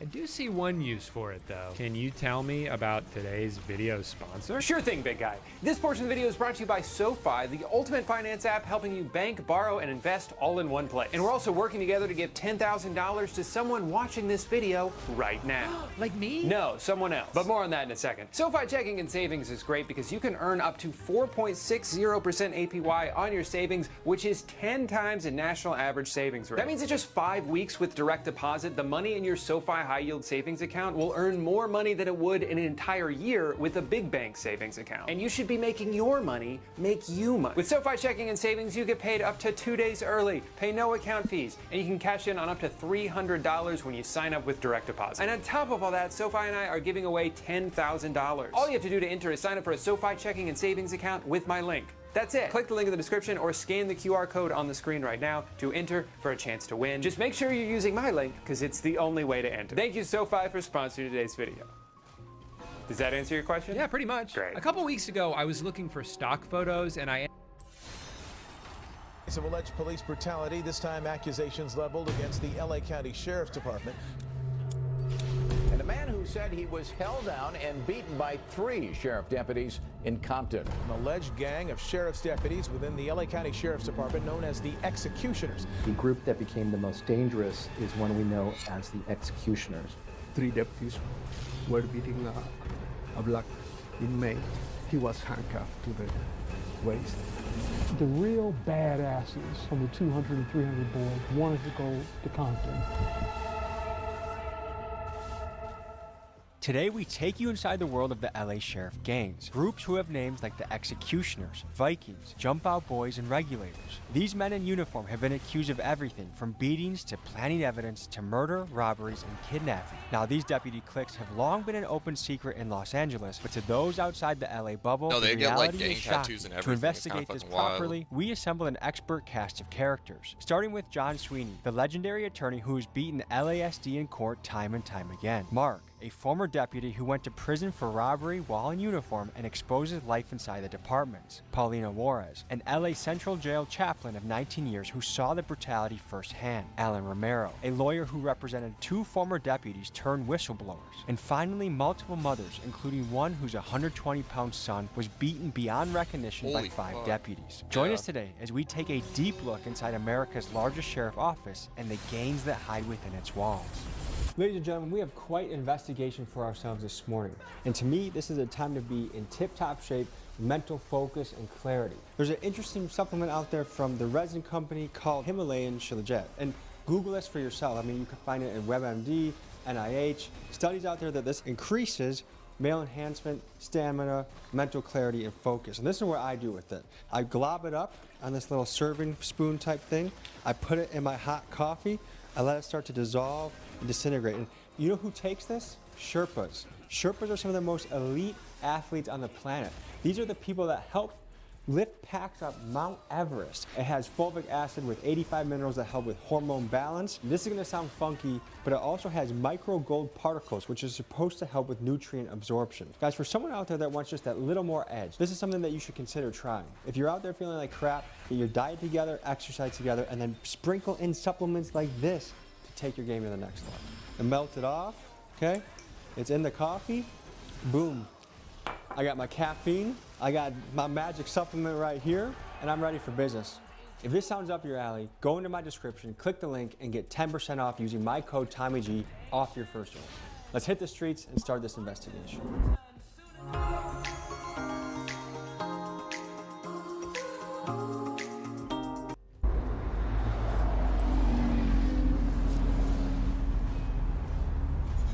What adjectives would you use to describe the Compton executioners? Assholes. My name is Romel Ayyy. I'm currently a California licensed private investigator. I specialize in police misconduct and police wrongful deaths in the hands of law enforcement. And you were an LA County Sheriff? Yes. I'm John Sweeney. I'm an attorney, civil rights attorney. My career has been dedicated to the pursuit of justice, specifically police excessive force cases that I have a passion for.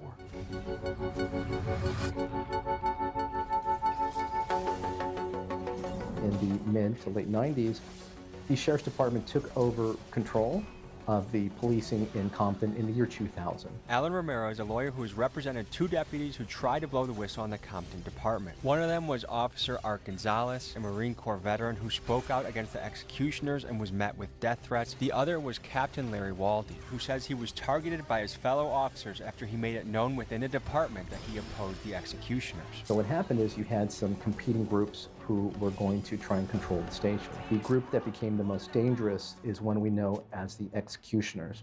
Now, what the real name of this group is, we may never know, because even in trial, the leader of the group, a deputy by the name of Jaime Juarez, who was a few years ago promoted to detective, said the group doesn't have a name. It turns out this group does have a name, and they go by the Compton Executioners, and they are perhaps the most dangerous and ruthless of the 24 known and documented sheriff gangs in the Los Angeles Sheriff's Department, which we'll often refer to as LASD for short.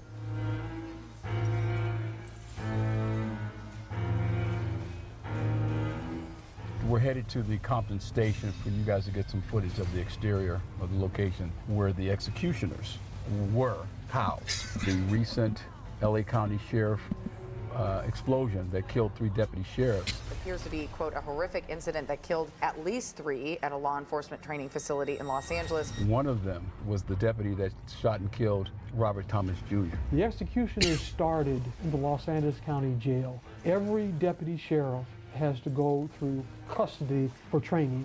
Custody is the lockup. All the police departments in the county of Los Angeles, the sheriff department handles the prisoners in all of the county of Los Angeles that are being prosecuted. Before hitting the streets, every LA sheriff's deputy starts their career by working in the jails. Some say it's a great proving ground and a crash course for handling chaos, but others say starting in the jails conditions the deputies to get the feeling that everyone they deal with on the streets is a criminal.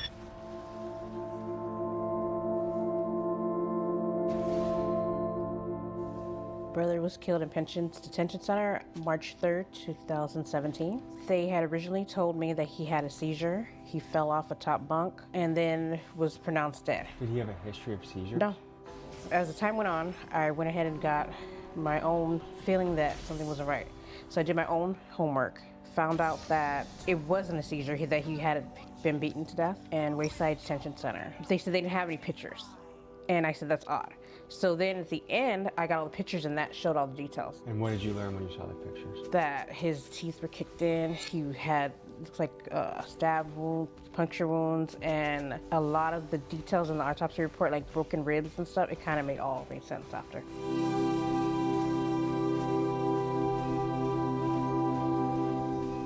When you talk to gang members in Los Angeles and you say, oh, you're part of a big street gang, they say, are you kidding me? That the cops, the sheriffs are the biggest gang of all.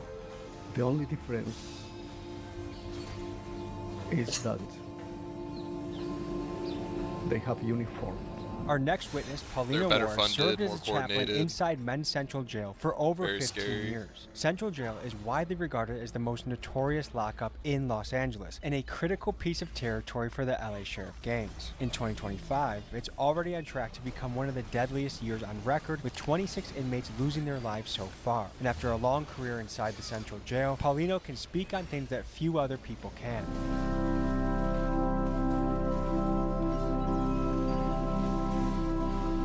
From what you know from inmates that have stayed there, are beatings common from the sheriffs? Yes, there's a lot of common, because the whites run that area. Which deputy gang is this? The whites. That's what they're called? Yeah. Whatta is speaking on the Wayside Whiteys. This sheriff gains territory as the Pitches A lot of Detention good Center, look, also that known as name. the Wayside Detention Center. Now, the Whitey symbol was throwing up their hand with their middle fingers crossed into a W, and they were known for targeting black inmates that fought other white inmates. And for reference, there was a case of Clyde L. Crawford, where the deputies handcuffed him, beat him dozens of times, including with a flashlight, all while yelling, Wayside Whiteys. And this is the group that beat Whatta's brother to death. When I work with my little car with books, Bibles, I Getting negative start 32 AP? listening like, Wait. and I stopped and I went back, but it was close. I tried to, I was on the bars and I saw like from here to the wall how 3 deputies were beating a black inmate. He was handcuffed to the waist and chasing. So he was against the wall, and one deputy was here, one here, one here. They were beating until finally he was, please stop, stop. And he fell on the cement with a head. And you see the blood. And they still kicking him on the floor. And one more, he said, stop. Was the last time I can hear. And I was on the, I tried to say something, but I can't. Man, it was really hard. It was like 4 minutes. Great. The new GoDaddy Arrow has AI marketing tools to help small businesses easily reach thousands of customers. It writes sweet social ads and email marketing. I think that at this point, everybody has such a fear of them that they just don't want to even go and touch that. That's a road they don't want to cross. How long did you serve and which department were you in? LA County Sheriff's Department, 15 years. What made you leave? I didn't leave on my own accord. I did a stupid thing. I was convinced to do something for the greater good of someone else, and it led to my arrest, where I got 7 years in the federal prison system. I did about 5 on good time credit, and 1 year of halfway house for Second Chance Act, and I got home early. Are you able to say what you got arrested for? Me and some co-conspirators decided to do a fake search warrant on a medical I should have fucking marijuana chomped their distribution center portal. run by the Vietnamese Damn. Mafia. We did a full-blown robbery, and we were caught by the feds shortly after. There's no professional jailing staff or deputies in the sheriff's department. You're stuck in the jails, and almost everyone stuck in the jails at the beginning of their career for 2, 3, 5, 8 years wants to get out and patrol, because that's where they feel where the action's at, and that's where they feel the best career path for them is. And those deputies there started a gang called the 200 Boys and the 300 Boys. They were violent with these inmates. They beat, they planted evidence on them. They did all kind of horrible, nefarious things with them. After you rotate out of custody, you're asked what station you want to be assigned to. And the real badasses from the 200 and 300 Boys wanted to go to Compton. Where they originated. I really just as want far to as being good prismatic. the executioners. Like that's our best This is where they operated from and out of. Are these guys still active? No, they've spread them out. They've sent them to different locations. So if I go in there and talk to them and say, hey, sir, I'm in an active investigation, I'm gonna need you to comply with me right now. You can try. Sheriffs are no joke, okay? They're no joke. They're mad at a lot of people, okay? Especially if you go in there talking about the execution. I feel a little nervous with all the stories that you hear. Hey there, how are ya? Good, man. Looking to do a little interview. Do you have a press contact here? Let me go talk to them. We have a little investigation we're looking for help with. Okay. What's the investigation? It's about the Compton executioners. I don't know if the station's specific stuff. It's some of the known associates actually happen to have resided in this building. I don't know if you've seen anyone.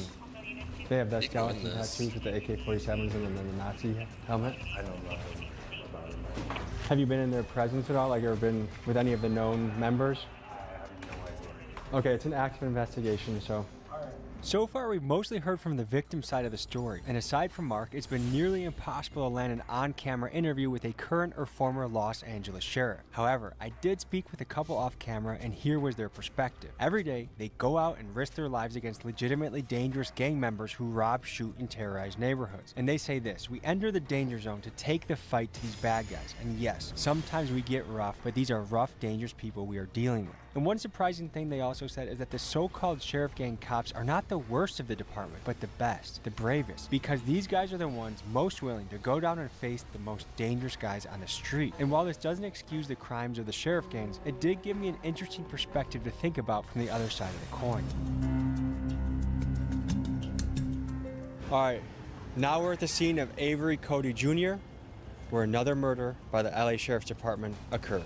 There was this young man named Avery Cody Jr. On July 5th, 3 o'clock in the afternoon, they were walking to a McDonald's to have lunch, and they were on their way back at a very busy intersection. They were caught on video of this Winchell's donut stand walking to the McDonald's. After they finished their lunch, they walked back down the same direction that they came from. There was a don't walk, hand up, and they looked to their left, and there's a Crown Victoria clear sign that is an undercover police vehicle, and it was 2 deputy sheriffs in there. The kids decided just to backtrack 2 feet and wait for the light to turn. And the officers, for no reason whatsoever, got out of the car and told them to come to the car, and they started to search them, and then Avery takes off running, and he angles out into the street. And then he's picked up by this camera again. And then you see this officer run after him and then stop about right here and gets into a crouch. He raises his gun and fire. Hits him in the back, and little Avery falls in that center median right there. Good skin. Dead. Although I have no evidence that the shooting officer was doing anything to get into a gang. I didn't know at this point whether or not there was a gang. But with this series of shootings, I suspected that a gang existed. My name is Vanessa Perez. I'm the mother of Joseph Andrew Perez, who was severely beaten by Los Angeles County Sheriff's Department July 27, 2020. The sweatshirt you're wearing has an extremely brutal and disturbing photo on that. Can you describe what we're seeing? This is a photo from the Los Angeles County Sheriff's Department that they took in the hospital after they beat my son. They're seeing my son after he was punched 121 times. Do you know how many officers were beating him at the same time? 7. They gave different reasons. My son's mentally ill. He struggles with bipolar, schizophrenia, and psychosis. And as he was a couple blocks away from my house, he was in crisis, talking to himself, hearing voices. And I was looking for him. I couldn't find him. And what I did hear were sirens, and then they went quiet. And then I would hear sirens again, and I would see sheriffs going in different directions. I followed the helicopter about a couple blocks from my house, and that's when I found almost like the whole department was there now by that point. How many officers do you think were there? Oh, at least 30. You see your son? I didn't know my son was on the floor until about 45 minutes later. When I first got there, they said that there was a bad fight. And then I seen deputies put a light-skinned man on a gurney.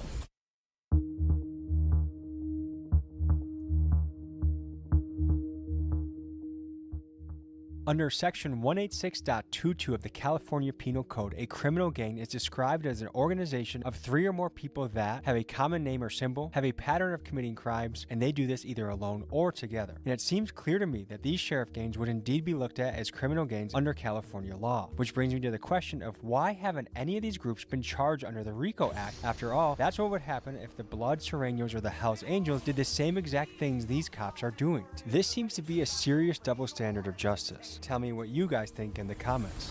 Like maybe about 30 minutes later, the sergeant came up to me and said that now the story was my son was burglarizing a car, and they confirmed that it was my son. And maybe about 45 minutes later, my son started screaming. He was screaming, why did you do this to me? Why? And he would go back to being quiet. Hitting your goals has nothing to do with discipline. The real culprit is friction, and it slowly erodes your progress. Unlike what most people believe, it isn't because of laziness or poor discipline, but it's a lack of direction and purpose that leaves you feeling stuck and overwhelmed. That's why the highest achievers set micro goals, small actionable milestones that lead to one big goal. But now the question is, how do you know what micro goals to set? Because planning a solid...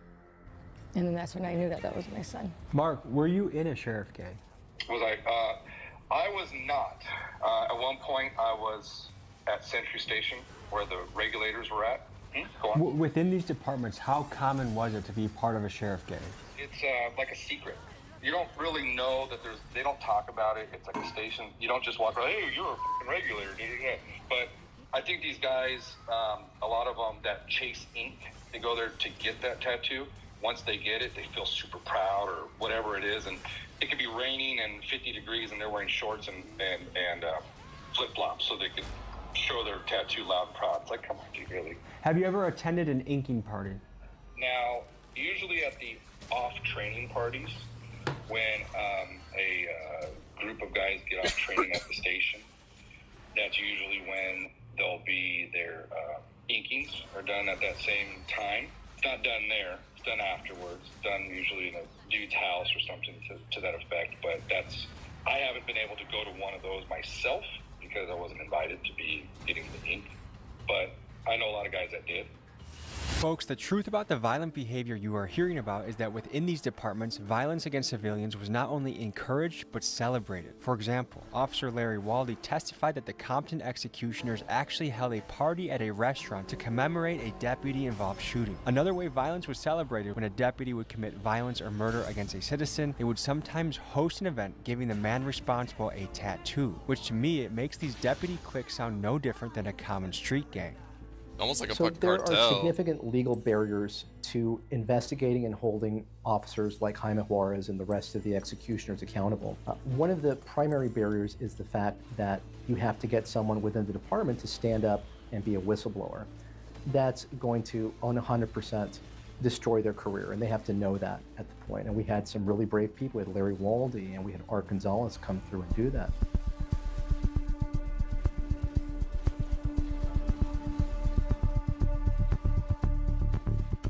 Now, is it true that people would receive their tattoos after they committed an act of violence or killed a civilian? I can't speak for all of the station tattoos. The original ones, probably not.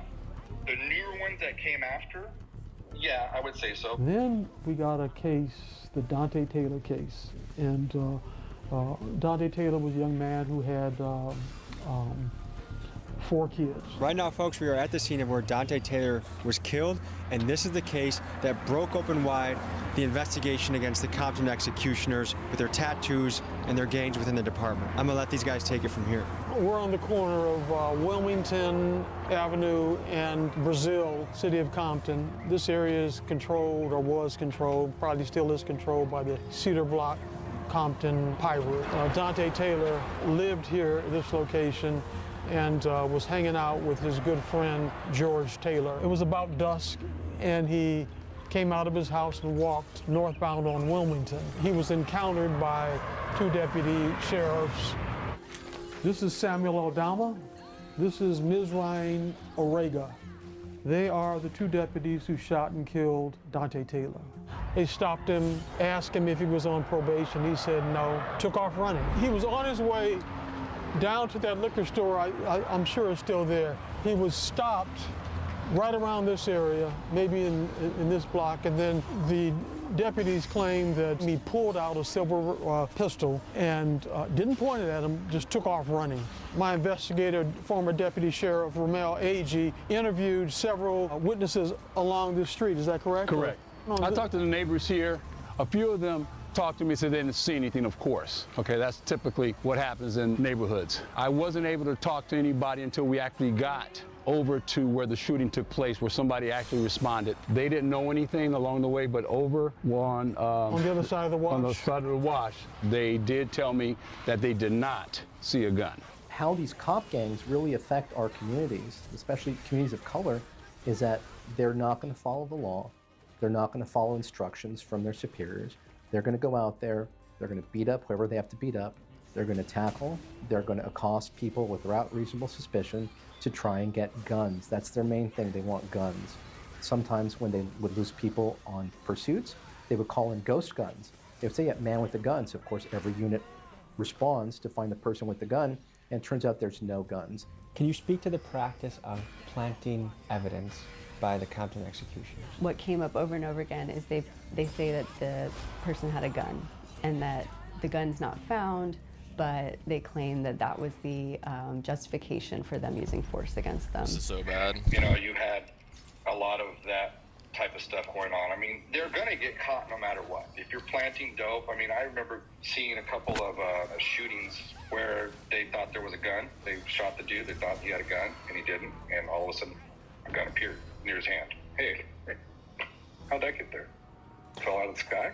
And by the way, when after the shooting and these officers made up this story that he had a gun, they had gun-sniffing dogs come out and scour this entire route. And they searched it for 2 or 3 days in trees. They had poles that they were shaking the trees, and of course, no gun was found. Interesting to that, guys, is their claim that he had a chrome-plated revolver. He was wearing loose-fitting shorts that they claim he had in his waistband.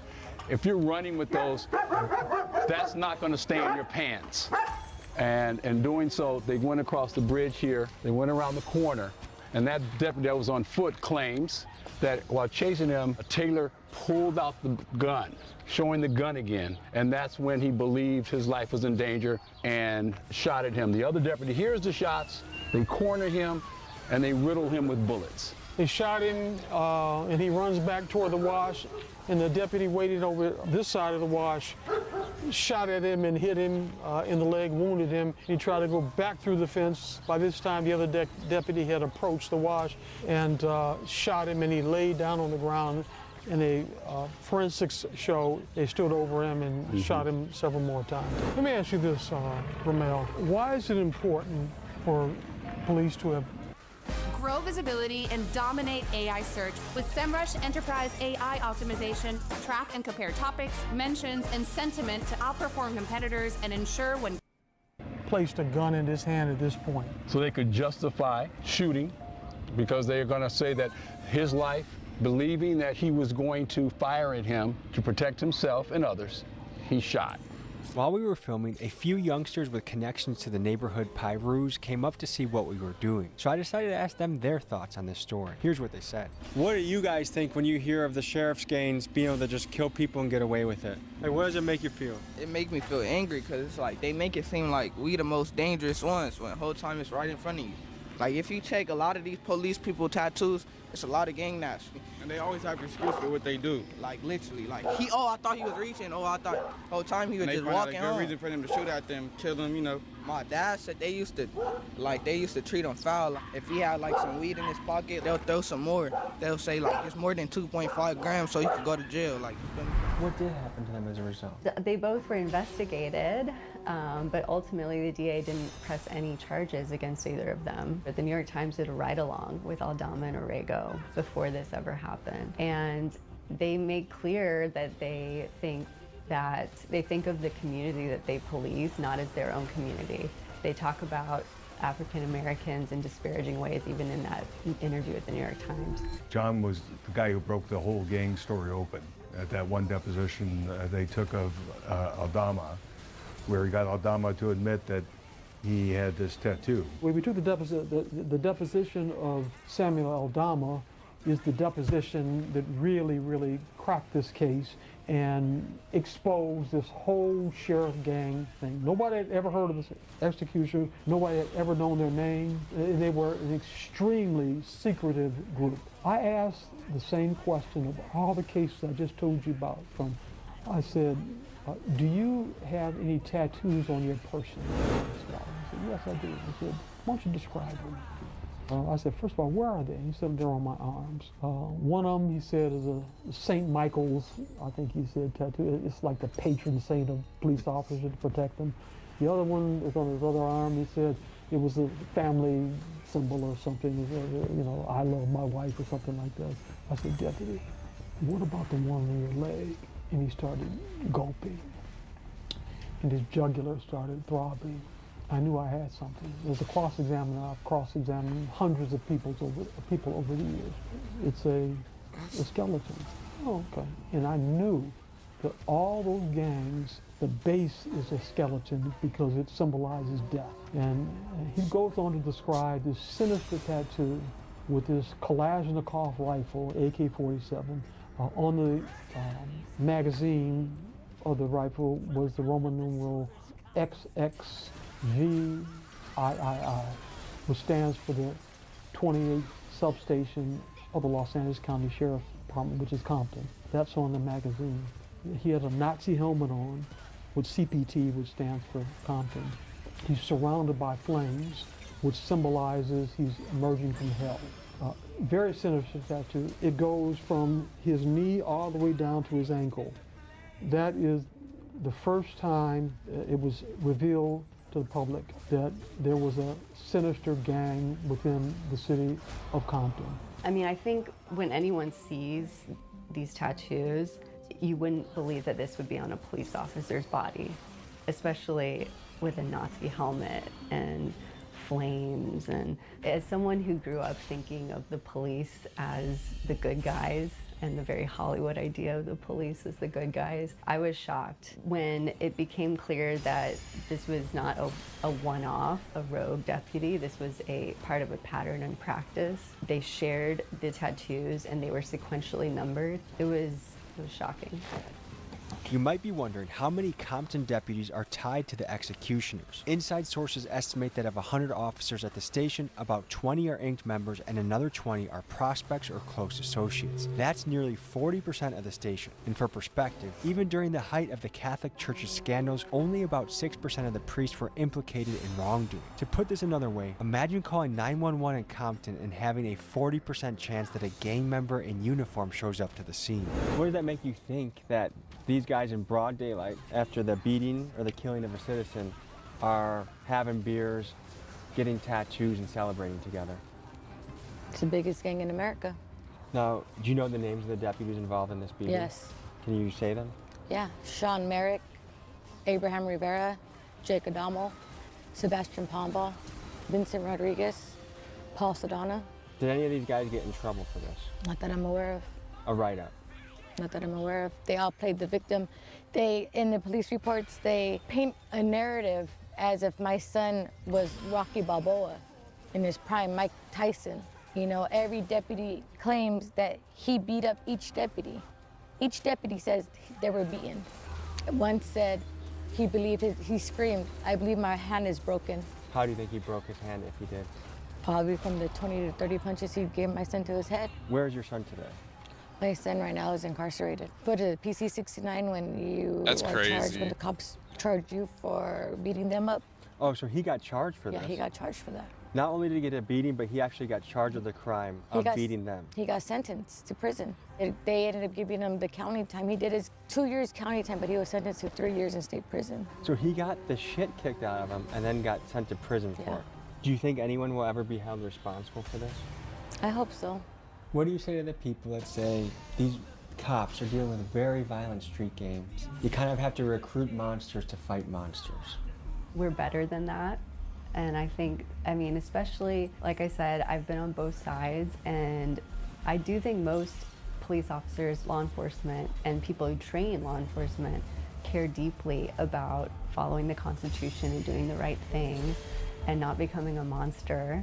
And I also think if you do want to restore that community trust between law enforcement and the people they serve, you have to get away from this idea of violence is tolerated and that you have to meet the criminals halfway, because that's just, it's never going to work.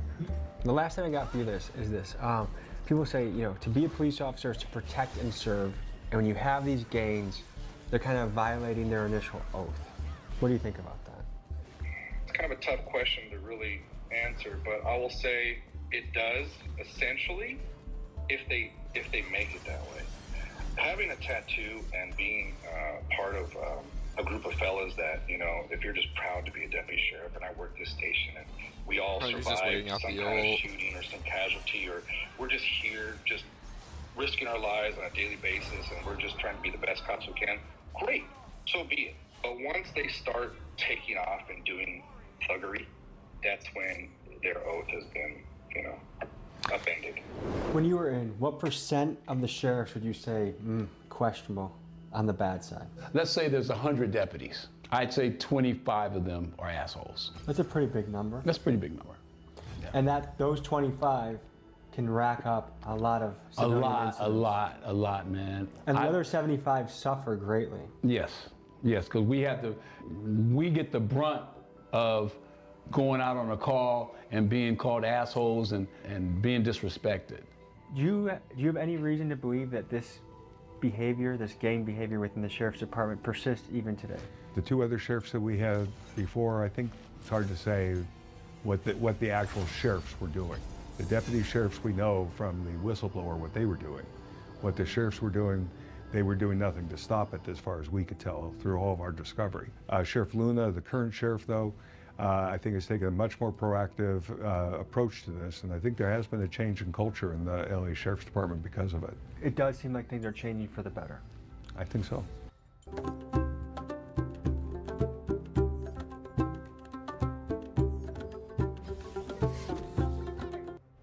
Some people wonder if these sheriff gangs are still happening today, and it depends on who you ask. Some say that the current sheriff, Robert J. Luna, is taking strong action to snuff out LASD gang activity, and that may be so. But just in the news this month, a crazy story broke. Just into the newsroom here at 6, shocking allegations against a former police officer now accused of kidnap for ransom. The short of the story is that a group of LA cops were hired by these sort of crypto warlord characters to kidnap and forcibly rob rivals for sizable crypto thefts. To me, if officers representing the department are kidnapping teenagers to steal from them, I suspect that the citizens of Los Angeles still harbor a bit of fear that the sheriff gangs are currently in action.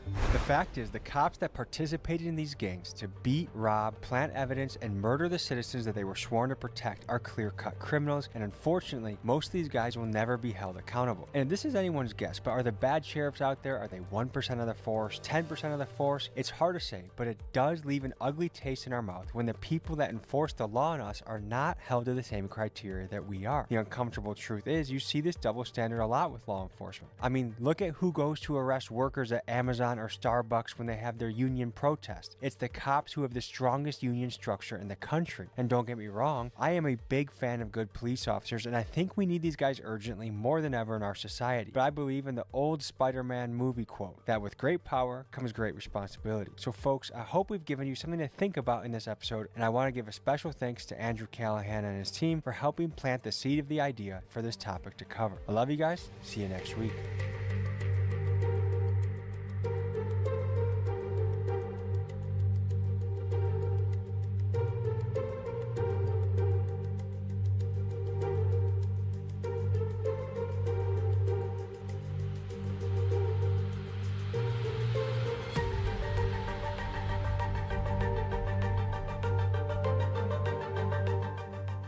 Folks, hope you enjoyed this episode. You want to watch another? Here. You want to subscribe? Over here. See you next week.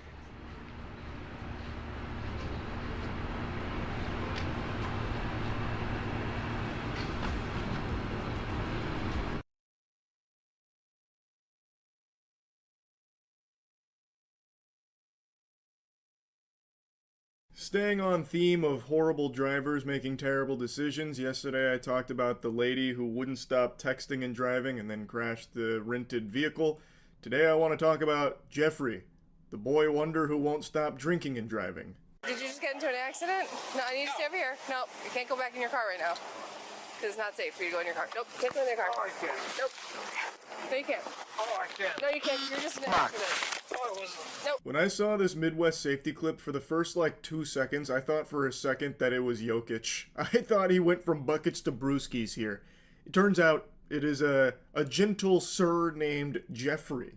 And the way he is holding that case of beer It's like a precious artifact to him. He's holding it like a running back holds a football. Now, Jeffrey's already been in one accident here. His car is smoking, and now he's got a brand new case of beer because he's ready to really get this farty sharded.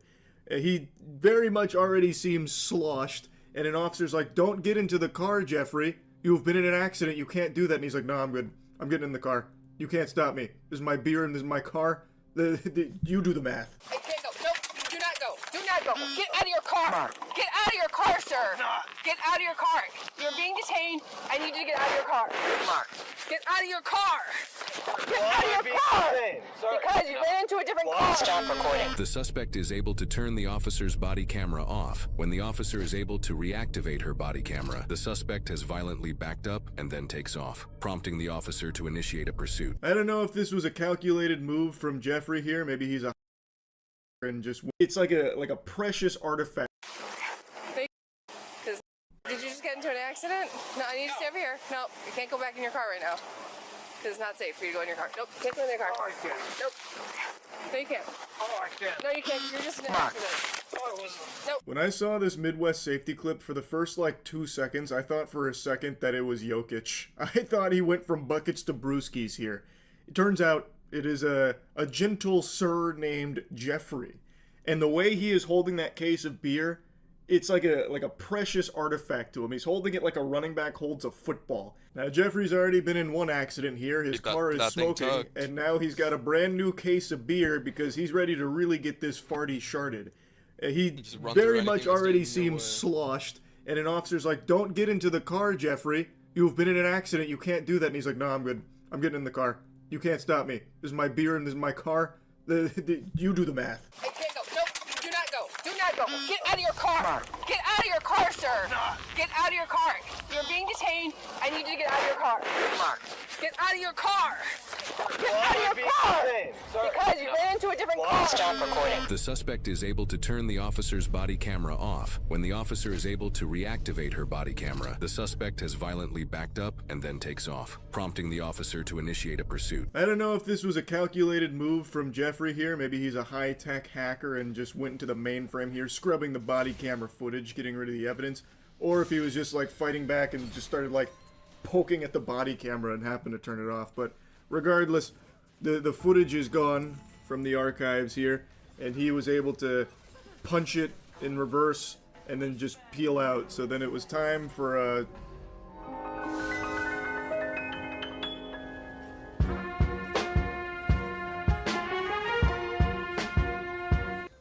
moderate speed pursuit. Just 1 minute before this interaction, another officer in the area is interviewing the victim, whose vehicle was hit by the same suspect just minutes earlier.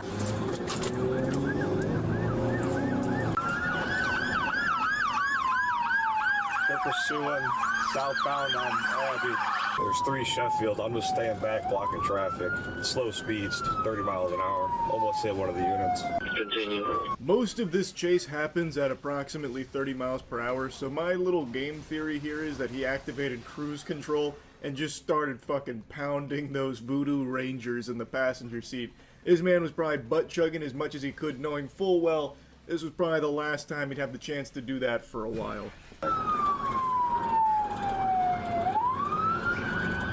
Possibly .19, speeds are 32.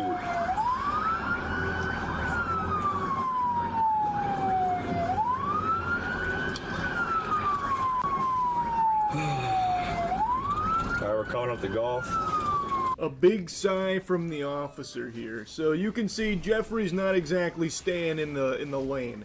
He is swerving all over the place, dreadfully. The man is hammered, and he is only continuing to get more and more inebriated, because you'll see here towards the end, he is actively drinking during the chase. Like, I don't even think he recognizes that he's being chased. I really think in his world, he's right now in like the fucking battle bus partying. Speed's 32, coming up to Antoinette.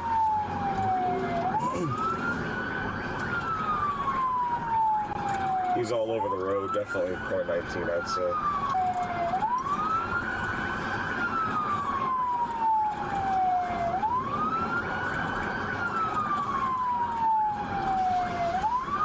He comes dangerously close to head-on collisions with cars multiple times.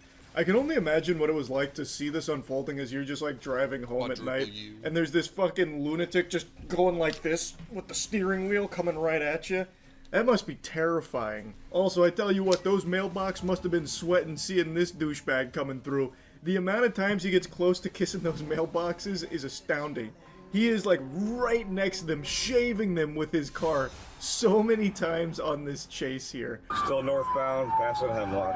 Speeds are 29.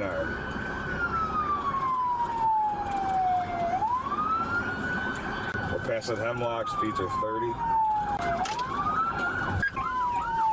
All right, he's getting on, going the wrong way on 90 here. We're going the wrong way.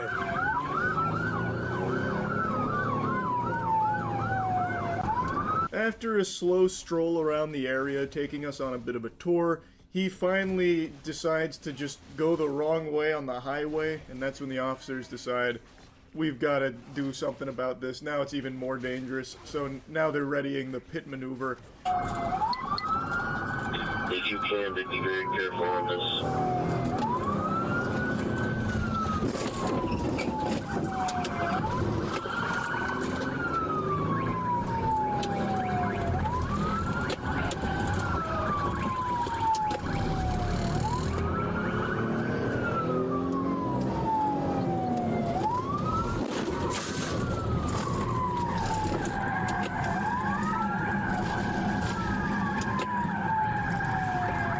After some bumping and grinding, they do get him to drive into a ditch. I guess it's not really a pit maneuver. They're looking more just to like bump him off the road to get him away from the cars, it seems, and get like a, I don't know, maybe like box him in or something. Because they didn't really go for like the big time pit maneuver where they swing out wide and fucking blast the butt cheeks on the car or anything. It was more so like they were almost kind of like shielding the road from this car, like trying to just like grind him off to the side. Which eventually does work. I already invested in a ditch, and I'm gonna need sugar for my car. Get on the ground now! Put your hands behind your back right now, you're gonna get tased again! Don't f***ing move, you understand? I can't stand up! Go. Stand up. I can't! Why not? With your leg. Stand the f*** up. I cannot stand up! Slim Shady goes on about how he can't stand up here after they've tased him, so he crashes his car into the ditch, and then he immediately tries to run through the forest there. He does not get far. I don't think he knows where he is. So this man was probably just like running into like a tree like an NPC stuck on a wall. He actually only made it like maybe a foot or two, despite bailing out of his car pretty early. Okay, so caught you, you're driving, you drove down the ditch? You mother... Come on, brother. Nah, bro. Nah. Listen, you guys are nothing. Listen, we've dealt with each other before, man. I live in America. I live in America. So do we. Well, so do we, yeah, right? So do we. I live in America, You gotta right? stop drinking, Jeff. No, I live in America just as you do. You gotta stop Just drinking. as you do. What if I leave this goddamn forsaken country, bro? Best of luck to you. Wish you nothing but the best. Now that was hard from Jeffrey right there. I live in America. What if I left this country, huh? I don't know what he was expecting the response to be like. No, wait, Jeff, don't make that threat. Don't leave. Not Jeff. America needs you, Jeff. The drunk You're a driving hero. alcoholic. You're a real patriot. But no, Jeff, you can't leave. Don't say things you're gonna regret. We can't lose you, Jeff. Who's gonna drink all our Voodoo Rangers? I recognize Jeffrey is completely gone right now, but I find it fascinating how common this dialogue option is with drunk drivers. I have seen this exact statement from so many other drunk drivers in these body cams and shit, where they all go like, I live in America. I'm an American, goddammit. You're infringing on my rights. Wait, I thought this was a free country. Since when can I not drink beer while driving the wrong way on the highway? Jesus Christ. What's gone? What? Wait, this country's gone to the birds. This is ridiculous. Hey, sit back, man. Do you want to go to the hospital or do you want to go to jail? Hospital. That's where we're going, but if you act like this, you go to jail. You'll go to jail. Jeff, stop. Relax. We'll be there in probably about An officer finds open alcohol cans in the suspect's vehicle. Got 2 open Voodoo Rangers. This happens to be the exact same brand of beer the suspect was holding a case of at the beginning of this incident, indicating he was likely drinking multiple cans of beer during the vehicle pursuit. In the ambulance, he kept like lunging forward as if he was trying to jump scare officers or something, like it was Five Nights at Freddy's. And then eventually they concluded with like a little high five. He's like, okay, high five. Give me some skin. So anyway, they find some open Voodoo Rangers in his car, which is the same case he had in the very beginning of the video. I think we've got some real strong evidence to prove that he was probably drunk driving here, I would say. I think that one's kind of locked in. He's been charged with quite a few things. I don't think he's been sentenced or anything yet. But yeah, Jeffrey, not good, man. A big frown from me on this one, brother. Drunk driving, little PSA. Don't do it. Not good. That's about it. See ya. If you know TV, you have. Wild card. I choose red. Donation. Anything? Okay, I think I have something. Uno reverse. What's your name? What's your name? What's your name? Out of my face. Don't touch our fucking shit, please. You scammed them. They're trying to charge you per minute. Per minute. That's a scam. That's motherfucker. Just police money. Come. I have a long-range weapon now. You got a license to keep yapping or what? Stupid nigga. You're gonna knock me the fuck out. For what? Don't do it, buddy. Not worth going back. Welcome to New York, the city of hustlers and scammers. But what is the difference between an honest hustler trying to make a buck and a filthy scammer finessing naive tourists trying to enjoy their 1 week off of work? As I walked to Times Square, I accidentally stumbled upon a rather creative scam that relies upon you being an apologetic little bitch. Maybe. I'm just taking a look. I like that Scarface one. Okay. You did the photo, you charge money. Oh, okay, well, I see it. Can you delete it? I'm not gonna delete it, but I get it. Oh, you wanna buy it? No, I mean, I get what you're saying. I'm just not gonna go into my phone right now, as a principal. No, well, you have to delete it. Delete it, please. Whoa. Delete. Get away from me. We're in public. Yeah, public. This Wait. public. Yeah. This public, no, this is you. We're in the United States of America. Yes, we're literally in public. Man, you look like pussy. I look like pussy? Yeah. All right, bye-bye. That old granny-ass bitch was trying to throw hands. And then I found this 100% legit Apple authorized reseller selling 100% real Apple products on the corner of the street. Is the Pro, like sound canceling? Are they real? Yeah. Can I hold them? They're like legit though? Yeah. How much? 150. That's price. That guys, Apple One. They're not like stolen or anything? I'm not gonna get like arrested for buying these or anything? They're not like stolen serial number or anything? No, I'm just asking. Yeah, sorry, 200. They're 200 now? Yes, sorry, yes. Damn. Apple, oh, is it? Yeah, it's a fun Is it legit? Yeah. How much? 100. 100? It's 200 in the store. From Apple, we sell half. Can I see it back? Yeah. We sell the half price, 100. Do you have like a sample box that's open? No, I only have new. You can open it if you want. Are you gonna charge me if I open it? Oh, you want to buy it? Well, maybe, but I want to know if they're real. They real, look it. It looks kind of real. Well, how'd you get it so cheap? Yeah, half price. They buy for the credit card. You know, some people, I see. They give people like 5 piece, 3 piece, you know. Sure. Yeah.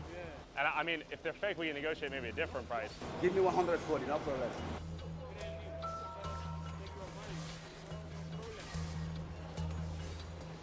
Do you have like a sample that I could see?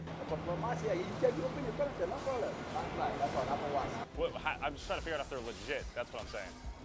Are they like real? That's what I'm saying. Yeah. Do you have like receipt from Apple Store? Let's try to connect. Let's see.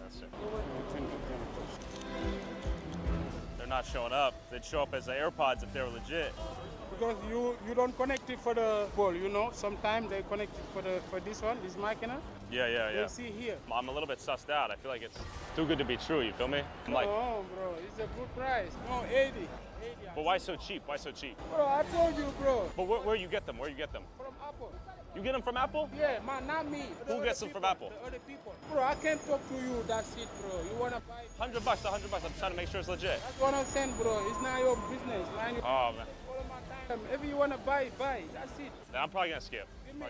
I'm probably gonna skip them, man. Now I'm like, how much you wanna give me? Man, but where did you get them? That's my question. Okay, go. Get the fuck out of here. Get the fuck out of here, bro. Damn. Get the fuck out of here. Why you being like that? My boy, I just want to know where. Whoa. Don't spit at me though. Oh, we're good. You guys in the market for some AirPods? We got no money. I'm kidding. Oh shit. I'm so sorry. He's coming at me. No.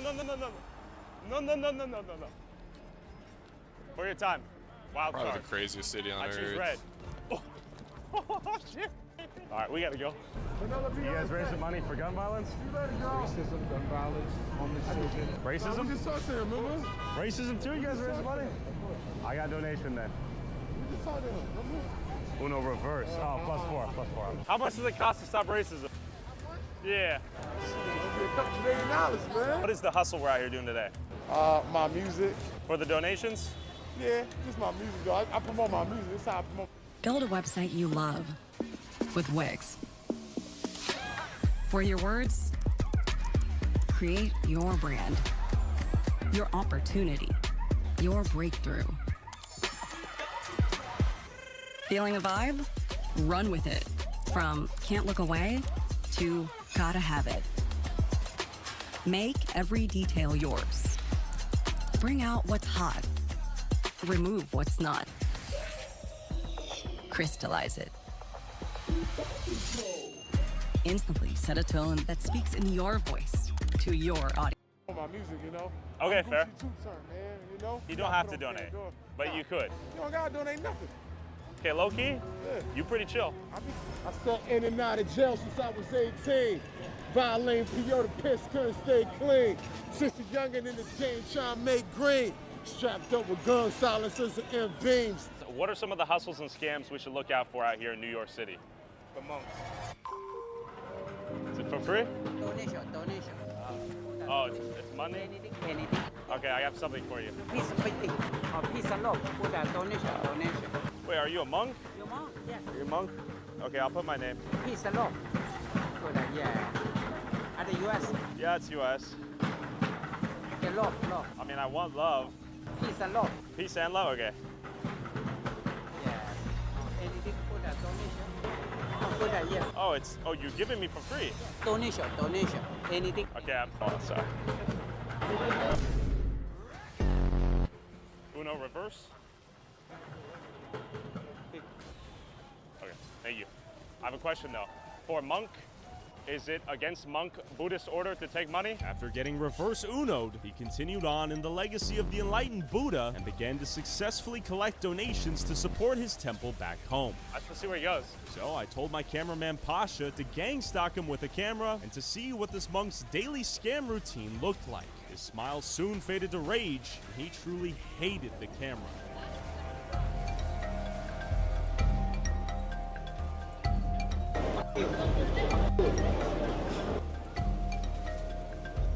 Okay? Hello? Okay? Hey, don't touch my shit. Give me, fuck you. Hey, fuck you. Fuck you. We're just curious where the monk goes. Where he scams, who he scams. As we followed him around for a while as a public shaming ritual, he stopped asking for donations and fled underground all the way down to the subway. Where does the monk go? Okay. Okay, but no more scams. Yes. No more scams? Okay. No more scamming? Okay. No more scamming, no more picture? No picture. Okay, give me a hug then. How are you? All right, we're good. We made a truce, I guess, for now. He shouldn't be asking for money for bracelets. He is a scammer, but I kind of like him. I'll be honest, so. After stalking the monk into submission, I began hunting for the notorious bike scam, where they charge you anywhere from $7 to $10 per minute. And you wouldn't know this unless you looked at the fine print of their often hidden signs. They also emotionally guilt trip you into believing they're pedaling their asses off, when in reality, their motorized bikes don't even require you to pedal them. Let's see if the biker homies will disclose their price up front. How much to go to, the park? Our price is here. Check the price. Right here? $9 a minute? Damn. Do you want me to give you a tour in Central Park or no? Yeah, I guess. I can wait 1 hour trip, and then I can wait 150. It's fine. For 150 US dollars? That'll be up. I'm like, oh, damn, that's a good grind you guys got going here. This is a good business model. How much you guys make a day? Like 2 grand? Sometimes. That's badass. You guys hiring? Okay. And I stumbled upon these 2 women who just finished what they thought was a $9 ride. How much is it? $9 per minute just here. But it's a 9-minute ride, right? Yeah, 9. So it's $73 total? Oh, you guys owe him $73? Yeah, just 70. Oh, you scammed them. They're trying to charge you per minute. Per minute just here. 8, 9. That's a scam. You scammed them. You scammed them.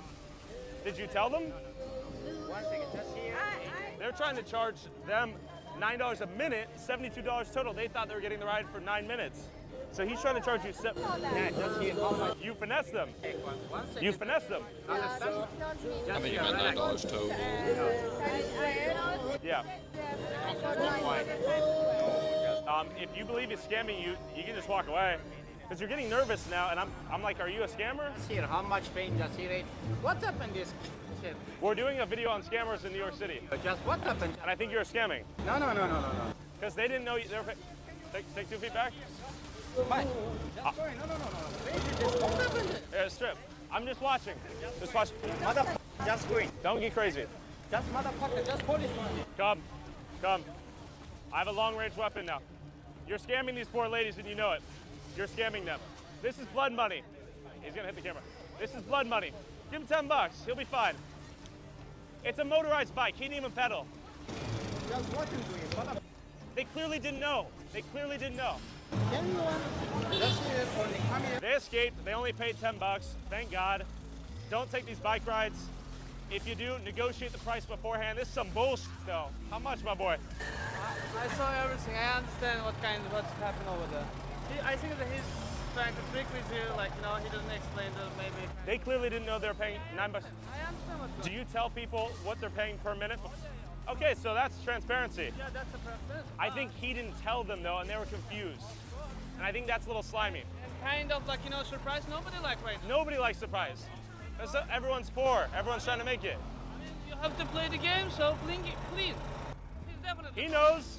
They're getting finessed out here. They didn't know they were paying $72 total. They thought it was $9 total, and then they were told it was per minute. Yeah, it's on the side of the... Okay, so they're good because they have the signs, right? So it's like buyer beware. If you don't read the sign, you get fucked. Yes, they on the side. Thank you. Okay, what if you don't speak English, though? It's a good question. If someone was like, I don't have the money to pay for this, I didn't see the per minute, or I only speak Spanish. Well, then you call 911. We'll come address it. Okay, heard. Okay, call the cops if you're about to get butt by a scammer. Let's go see per minute costs for a taxi. Taxi! How much do you charge per minute? $5. $5 a minute? Okay, thank you. That's nearly half the price of what these taxi bike scammers are trying to finesse you on, and they're in a cab. After fooling with these cretin, it was time to confront the most notorious and dangerous scammers in the city, the Statue of Liberty ferry scammers. Upon entering Battery Park, on your way to the one and only official ferry to the Statue of Liberty, you'll immediately be swarmed by hordes of face-tatted thugs in bright-colored vests trying to sell you a ferry ride. The only catch is, they often charge you double the city's price, only take you around the Statue of Liberty and not on it, while telling customers the city's cruise takes 4 hours while theirs only takes 2. They're known to overcharge customers' credit cards, tell people they're hired by the city and that the official city ferry is closed, block off the pathway allowing you to buy a ticket from the city, and are notorious for using intimidation, aggression, and violence into selling tickets for double the city's price, only to shove you into a line for a bus that then takes you to a line for a crappy overcrowded boat that ultimately takes you 4+ hours to boat around the Statue of Liberty. Some of these reviews are insane, but after recent news coverage, they've gotten smarter and make sure to tell you they can only take you around the island, but they still employ many of their shady, illegal, aggressive, and manipulative tactics on unsuspecting and often foreign tourists. The city even put up a sign to warn tourists of these scammers, but gave up after the scammer thugs apparently destroyed them. But real quick, in this era of media corruption and bias, it's tough to know what's fake news and what's is real news. But luckily, the sponsor of this video, Straight Arrow News, can help you stay informed on the left, right, and center. Using their media mist tool, you can stay up to date on what the mainstream news outlets don't cover on both the right and the left, like CNN getting pushback after saying the Manhattan shooter was possibly white on the left, and the World Health Organization warns that Gaza is facing severe malnutrition on the right. As I edited this video, I learned that RFK Jr. is pulling $500 million meant for vaccine development, and that a Russian volcano has erupted for the first time in centuries. If you want to learn more about a given story, their media landscape tool displays the news outlets covering the story and groups them according to their bias. And if you want to find the original coverage from the outlets that covered it, you can click the outlet's icon and it'll take you directly to their coverage. If you want to stay informed, navigate misinformation, and avoid media bias, go to san.com/Tyler Oliveira for free. Thanks, Straight Arrow News. Back to New York. Hi. What is it? So this the 1 hour 15 minutes tour. Okay. Is it to get to the Statue of Liberty? So you see where the bus is? Yeah. Once you get the ticket, you get access to a free shuttle bus. This shuttle bus will take you to the boat and takes you on the tour for 1 hour 15 minutes. It takes you to the Statue of Liberty, Brooklyn Bridge, and around here. Okay, can you show me a little bit more? They claim theirs is only 2 hours long, while the city's takes 4 hours long, and offer this free shuttle as some sort of false perk. Is it cheaper then? No, on the island is cheap. It's $32.50 online. You're not going inside, you'll be walking around. If you do 3 hours, it costs $32.50. If you do the 1 hour, it costs $49. It costs more than 1 hour because you're going to see more. It costs more to do, but you see more stuff. The path is bigger. Okay, and you guys are like legit, like the city salesman people, or? Yeah, we are. Everybody's legit here, my brother. What you want to do, the 1 hour express, or you want to get off on the bed? You tell me. Go straight to Wilco. You take him to do the 1 hour. I'm not taking him to do the 1 hour. Go buy his ticket. Damn, she's got attitude. Yeah, I do, and I also know the setup. He don't. The setup? She tweaking, she geeking. Okay, damn, all right. Well, he's doing the bus stuff? Is this the ferry? Talk to one of them. I don't work with them. Oh, you're not a ticket agent? What are y'all here doing, a documentary or something? You keep asking everybody the same questions around and around and around, like you're asking every Yeah, so I'm trying to get a good price. Just recording people and doing what you're doing, and just please have a good day. All right, my man. Good to meet you, though. Doing our job. Have a good day. Okay. You want to get off the boat, you go down, okay? And that's free? That's not free ferry, go free island. Okay. He asked 18 different agents. I'm price hunting, I'm poor. Damn. I'm chilling, I'm walking here, damn. Trying to get paid on us. We don't want to give reviews. But it's on. You can hear us. Huh? You're We don't want to give reviews for your TikTok. Go find someone else to play with. Red and blue, are you guys the same So we all team? work Or? for the same people, just Yeah. different teams. And that's the city or what? We work for the city, yeah. So we're contracted by the city to be able to sell these tickets. Because Use the city contractors. Right, basically, yeah. So we get our Damn, okay, LLCs, cool, and then yeah. we get the contracts from the cities and Okay. from these companies, and then they provide us with the machines and everything. That's how we do it. Like, what you mean? Like, we're not official. We don't work Like city, I guess, officials? we don't work for government or stuff like that. Yeah. Only thing we have a boat that goes around the side. All right, and you guys give like different prices? Yeah, there's a discount. It depends. But why the hell would anyone pay double the price to go on a ferry that doesn't even take them on the Statue of Liberty Island? So you do technically get a product for what you paid for, but they put you on a bus to New Jersey, put you on a rickety boat that goes a circle on the Hudson. Oh, okay. And they charge you like $100 a person. And is that ferry like a yacht like they say it is? It's not a yacht, it's like this long thing with like an upper deck, and it's kind of rusty. And what would be the price of like the legit admission right here? $25.50. They're like 30, 40, 50, 60. They're instructed to lie. Okay, so don't buy from them.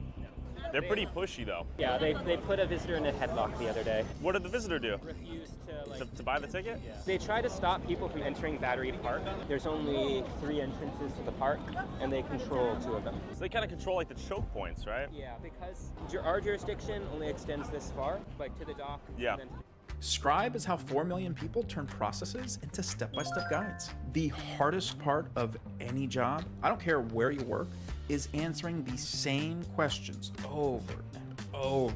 You're gonna wanna see this. That's why there's Scribe. Go to scribehow.com, click Capture, do the task once, and Scribe will create a step-by-step guide you can share automatically. You ever walk someone through a giant process and know they'll forget half of it? Scribe puts everything they need to know. Instructions, pictures, videos, all on one page. So the next time they ask, you can just send the link. I know what you're thinking. They still click the wrong thing half the time. Check this out. Scribe will literally guide them through it click by click. Warning, they're gonna think you're a genius and ask you how you did it. Just say Scribe. Scribe instantly turns any workflow into a step-by-step guide, so you never have to explain it again. Go to scribehow.com and try it for free. You don't even need a credit card.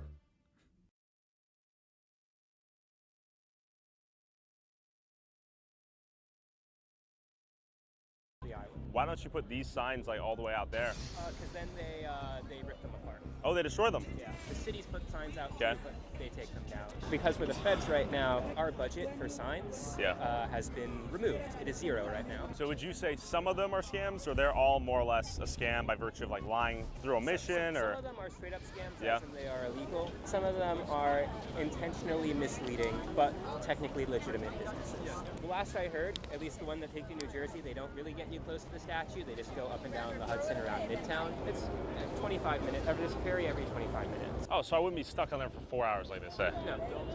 Oh, so they're straight bullshitting on that end too? Yes. Like that's their main selling point is speed. See, I'm trying to figure out why so many people are getting on the bus then. It doesn't even make any sense. They double the price. Less critical thinking, that is. Okay. Every Okay, now I'm pissed. Ferries every 20 minutes. Now I'm pissed they've lied to me. You get stuck there for 4 hours? You can't like take a ferry every 30 minutes off? No? So if I get that one, I'm stuck for 4 hours. I cannot leave. I have more idea on this one. On this one, because you don't work for that one. But with cops everywhere, why does the city let these scammers set up shop and illegally sell their ferry experience everywhere outside the park? Are those guys scammers out there? Semantics? I'd say all of them are scammers, but they're not supposed to be selling on parks property without the proper permit. Some of them have vendor's license, but it's not for parks property. They are providing a service, but then some of them do bend the truth a little bit. Some of them do scam. Gray area of like, some of them are finessers, some of them are not. Some of them are legit selling you that service that you're looking for, which is going around. But Sure. Some of them are bending. They're allowed to be on parks. Like they could walk around. I see. They can't sell on parks. But they do. Yeah, that's why we. I see. Okay. If I joke around with them, be like, hey, yo, you a scammer or what? Will they throw hands? Yeah, I would. You wouldn't do that? No. Why would you know? You know, just check them. I don't like to incite for no reason. Like I understand. Well, incite is. It was time to restore harmony to the park. The show, you got Team Purple right there. You got Team Red. Team Blue's all the way over there. Warning. Actually angle it the other way? Yeah, please. Like this? One side and it says it on the back? Yeah. Yeah, so this way as well. So when they come in. Interestingly, as soon as the camera and scam sign popped up, some of them began advertising my sign. Mind you, this is like Apple referring their customers to Samsung. Why would they do this? Well, I'll let you be the judge of that. But I got curious to know, how long could these guys keep up their nice guy act? But real quick, I'd be like, go on down the road, you fuck. If you want to support our boots on the ground independent journalism that is not bought and paid for by corporate interests, along with exclusive DLC content that YouTube won't let me upload, and uncensored early access to all my videos before they go up on YouTube, go subscribe at patreon.com/Tyler Oliveira for less than $5 a month. No, we're just doing a little PSA, a little public awareness. Just put it back when you're done with it, right? That's not awareness. That's not real. That's not real? Who put the signs up? Who put the signs up? The people that own this property. That's their property. That's the federal government. That's their property. So the feds just made this up? The feds made it up? The feds made it up. Obviously. Nothing. They're saying we would be in jail. Half the guys are. Someone with a little dick. We're flat. I'm a grower, not a shower, I'll be honest, but fair enough. Here's the thing though, half these guys were telling me they worked for the city yesterday, they don't. And that's not to say. Nobody wants. Some of those purple sweats. They ain't got nothing to do with us. Go down there. Oh, so you guys are a different faction. Different faction? Hey! He's moving the sign. Where are you gonna take the sign, my boy? Where are you taking the sign, my boy? I'm gonna bring it back. Why are you moving the sign if it's not revealing anything? I'm confused. Why though? Why? Nah, we're bringing it back. We're bringing it back. If it's not revealing anything, I'm bringing it back. So they strategically chokehold the only place you can walk. You come straight out the subway, they're here. Straight out that subway, they're there. Straight out that subway, they're there, they chokehold the whole environment. They don't want you to read the sign. I'm telling them to read the sign. You were moving the sign. Don't make no sense. Okay, then let it be. Then let it be. I'm not promoting dumb shit. You're scamming. You're saying we're scamming. That means it's a fake boat, a fake ticket. Sure. It's not real. All right, there are some scammers out here. Stop lying. This is a false app. So the federal government put up false advertisement about a scam.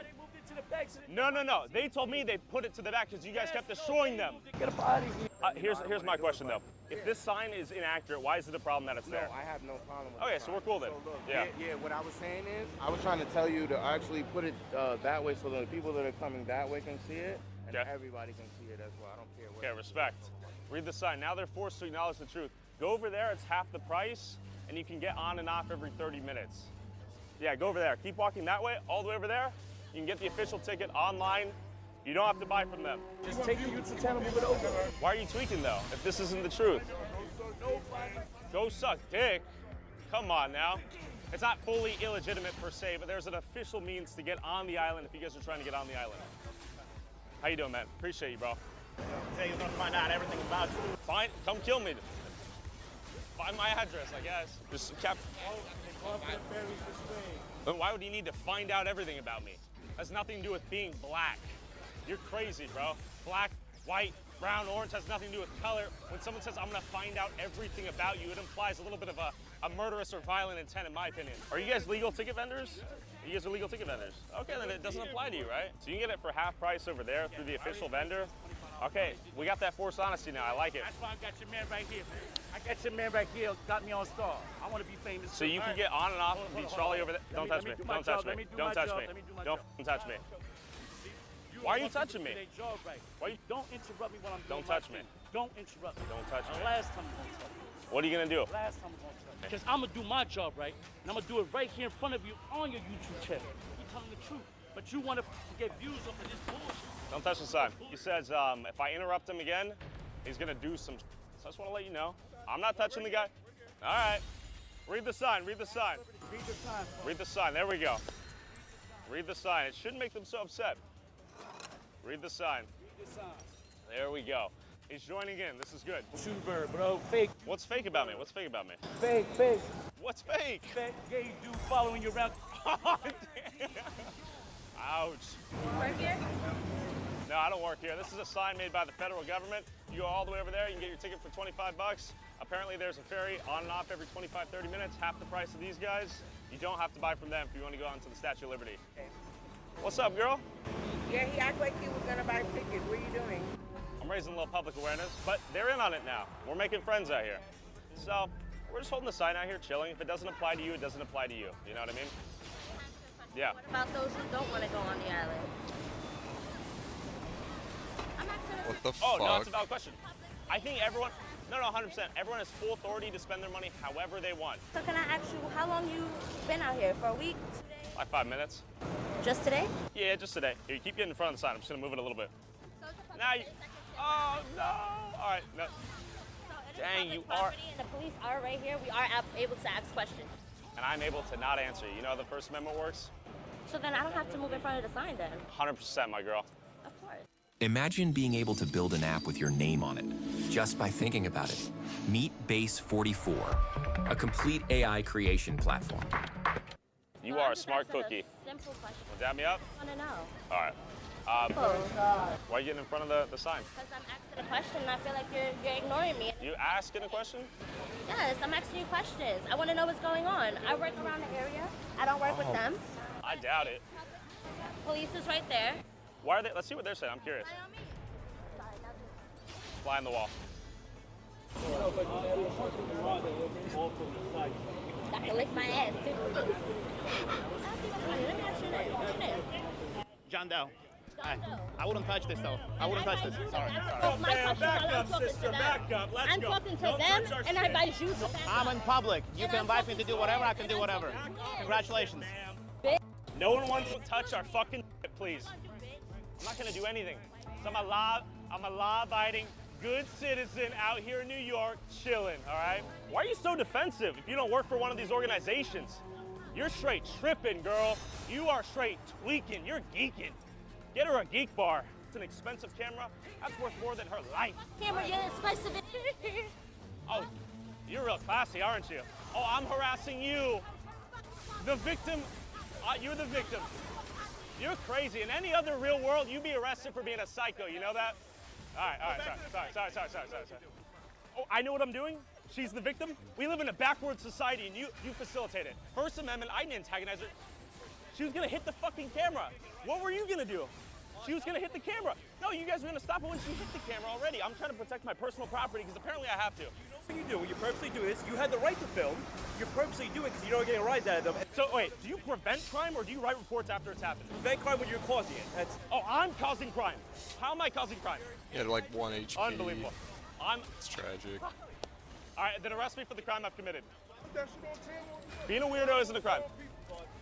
She was following him around, my friend and cameraman. You're gonna knock me the out. For what? Don't do it, buddy. Not worth going back. Not worth going back. You're crazy, I'm in public. First Amendment, baby. Welcome to America. If these guys weren't scamming, then why are they so pissed off? And why would the federal government make these signs in the first place? It's causing too many people to stop him. Excuse me, miss? You got a license to be here. You got a license to keep yapping or what? Yeah, I got a license. Dude, you got a license. Fuck out of here, stupid nigga. Where you from? Where are you from? I'm from your mother. You're from my mother? Get the fuck out of here. You're not from my mother, you dumbass. Yeah. If you're a scammer, do know where because... Go straight, take a right, go basically into the park. If you want to go faster out, just go straight in there. It'll lead you to the harbor, you can go to the official vendor. Oh, okay. We try scammers. Get out the car. All right, bitch, keep walking. Brother, God forbid a guy chills near a sign. This almost comes without saying, but of course I feel the need to say it. We're on public property, public sidewalk, First Amendment expression. We're minding our own business. They do not. I gotta hire security now? You gonna kill me or what? I gotta hire security now. Why you filming me, bitch? First Amendment, just relax. Just, come on, just relax, Granny. Just relax. Damn. I'll Ew. be your granny, bitch. Oh, fuck. Here we go. What do you gotta say? What you got to say? I'm not gonna fight you, Granny. Calm down. Whatever. All right. You wish your granny looked like this motherfucker. Yeah, you sexy. Am I exposing a scam? I don't know. They're getting extremely defensive of the sign. If this sign doesn't apply to you, why would you freak out, start throwing the finger, start attacking someone? It's a great question. There we go. Took a picture, we're spreading awareness. Defeated, the finessers took a moment to cool down with a smoke break as they plotted my demise. They've basically given up. So typically you'd see them selling you the ticket. I think they're giving up. For the ferry? Yes. Which one do you want to do? Forward for on the island? On the island. Okay, my man. He is honest. I like this guy. He's always honest and never violent. Okay, we've created peace with one sign and it not getting torn down and some police enforcement of non-violence. They scatter like roaches. They're gone. All right, gentlemen. Ladies and gentlemen, welcome to Battery Park. Welcome. Welcome, folks, to Battery Park. Let's go. Let's go, Battery Park! What is going on? What's going on? What's your name, buddy? Tell us your name. Oh, he's Tell us trying to your name, deafen buddy. me. What's your name? You're definitely not What's your name, buddy? What's your name? What's your YouTube channel? What's your name? What's your name? What's your name? What's your name? What's your name? This is definitely like a sub form of something. Huh? True, true. You just can't get it on me. What? A megaphone straight to my fucking face? Come on. That's low. We'll say the moment these cameras turn off and these guys leave, we would get absolutely fucked. I'm telling them they'll take you around the island. Yeah, What I'm telling them is though, a lot of the guys, I'm not gonna point fingers at you, will say that it's a 4-hour experience, we do an hour. Everyone's like, we don't have 4 hours. And just like you said, it's not. You can get on and off every 30 minutes, right? There we go. And I will say with Team Red, I'm just gonna be up front, a lot of you guys have been saying the 4 hours. Yeah. That's not true. It's not. I know. But a lot of people don't say that. Everybody's saying that. So Not everybody, that's a common but a lot. misconception. All I'm saying is there are other options. There's an official vendor to get on the island, and it doesn't have to last for 4 hours. That you can do And it doesn't have to take 4 hours, because a lot of people are time crunched on their limited time here in New York, and they want to be able to get there and dip. They don't want to spend half the day trying to get to the Statue of Liberty. All I'm saying is it's a bit of a lie by omission. Americans are confused by Europe and we need to talk about it. Hello, you gorgeous little donut. Fancy seeing you here. Today we're going to be talking about Americans. As we all know, when Americans leave their native land, a lot of the time they be confused at some of the things that they deem not as good as what is in America, especially when they come to Europe. Now, I've accumulated the 30 worst clips of Americans in Europe, so let's take a look at them. And as this video goes on, they get worse and worse. Can someone please tell me why ketchup in Europe is brown?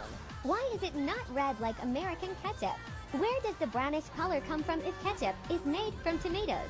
This is insane. Am I having a stroke? It's because Am I they okay? had That's red, dyes right? with That's red. American Is that shit. brown? Oh. Wait, I'm having a crisis here. Wait, I need to look at the comments. Surely Silly that's dog. got to be red. That's red. I'm scared to look up American ketchup. Wait, what does American ketchup look like? Oh, okay, so it is redder, but ours is still red. Yeah, it's a little darker, but it's still red. It still passes the test. If you asked a random person who didn't know about this experiment we're having right now, what colour is that bottle on the right? They're going to say red. Point proven. It's just that yours is like piles red. Why did I choose piles? Out of anything I could have described as red, I chose piles. I don't even know if piles are red. Thankfully, not from personal experience anyway. The thing is as well, like, they're not actually joking. This is actually like a travel person that like documents things that are different to America. If anything, American ketchup like is a little too red. It looks a bit too chemically. It looks like cartoon red. I feel like at least ours looks a little bit more natural. And I imagine if you grew up in America, you probably think ours looks disgusting. This is so interesting because I didn't even know there was a difference. Also, why is this ketchup bio? Is that like washing up powder? Can you get like non-bio now? Oh god, even ketchup's gonna give us psoriasis. McDonald's is different all over the world, and I'm in Italy right now, so let's see what they have. Look how different it is. Change it to English. How is it? Oh, to be fair, this one's a posh one. This one's got like a full-on like counter with them all on display. Like usually in the UK, just act like that didn't happen. Usually in the UK. We kind of just have like a little counter if they're like a posh one. Sometimes there's not a counter. This one is like a full-on posh one. This one you've got to drink your coffee with your pinky up. Have they got macaroons in there? Oh. And Doug. Okay, here's what you want to do. Save hundreds when Liberty Mutual customizes your car insurance. Are you a caddy? No, I'm a Doug, and that's a Limu. Okay, I'm gonna putt now. Okay, I'm gonna watch you putt. Oh, okay. This McDonald's is outside of a lot of people's tax bracket. Well, first of all, they have a McChicken with provolone cheese. If that's not the most Italian thing I've ever seen. And with pepperoni. I hope this is good. I have a pepperoni wrap. I want to try different stuff, but then also some of the same stuff to see if it tastes different. To be fair, I'm kind of with her on this. It is very confusing when you go to like a different European country and they have like really fancy burgers and like really fancy items on the McDonald's menu. Like this is so apparent in the Canary Islands. Like when I last went to Tenerife, they have like loaded chips in their McDonald's. And I know that's not like out there, but that's out there for like McDonald's compared to the UK. Like why don't we get any of the cool stuff? Is it because like some European countries just wouldn't tolerate the basicness of McDonald's, so they need to add stuff? I've got no idea, but I feel like we get the bare minimum in the UK. Big tasty bacon, big tasty. Try a cheeseburger to see if it's the same. 6-piece spicy. All of that and you choose a cheeseburger, love? Of course it's gonna be the same. It's cheese in a burger. McNuggets. Try their regular mustard. They literally sell beer. That's crazy. I'm gonna try this Lipton tea peach loaded fries. They literally sell actual chicken wings. The US could never. We have to get a fry, of course. Let's try this hot sauce. This is how I know I'm in Europe. That looks unreal. Here we go. Thank you so much. This place is so aesthetic. Okay. You would only hear like a certain type of American call a McDonald's aesthetic. I've never walked into any McDonald's, no matter where it is. To be fair, there's actually quite a posh one in like a service station, like an hour away from me. Anyway, I've never walked into one and thought, oh my god, like, you know, like I could get a banging Instagram pic in here. 2 secs. I've never thought that in a McDonald's. Usually it's just really loud and overwhelming and you just kind of want to find a seat that is out of the way. It's so aesthetic. That is so funny. Oh my god, this would look so good if I did like a photo dump here. Wouldn't this really just add to me carousel on Instagram? Do you not think? It wouldn't mess up my feed at all. She seems really sweet though. Okay, like I just like that she called it aesthetic. That's quite funny. European things that make absolutely no sense as an American who's exclusively dated European men for some reason. You know, they don't have black. Oh, alright, fetishizing with fire, it's fine. That's alright. My culture's not your weapon to have on your arm, love. Sorry, I don't know why I said that. You know, they don't have black coffee over there. I feel like it's the most basic coffee thing. I don't know why they don't have it. I don't like it. We do have black coffee. Like, loads of people get black coffee. And also, like, how would we not have this over here? It's just coffee and boiling water. So obviously, if you want that, you can get that here. Or in Europe, like in a European country, it's the most basic coffee. If you want a certain type of milk, then okay, you've got like a little bit of, you know, like uncertainty if they're gonna have like oat milk or alternative milk. But you can get black coffee pretty much anywhere, I'm pretty sure.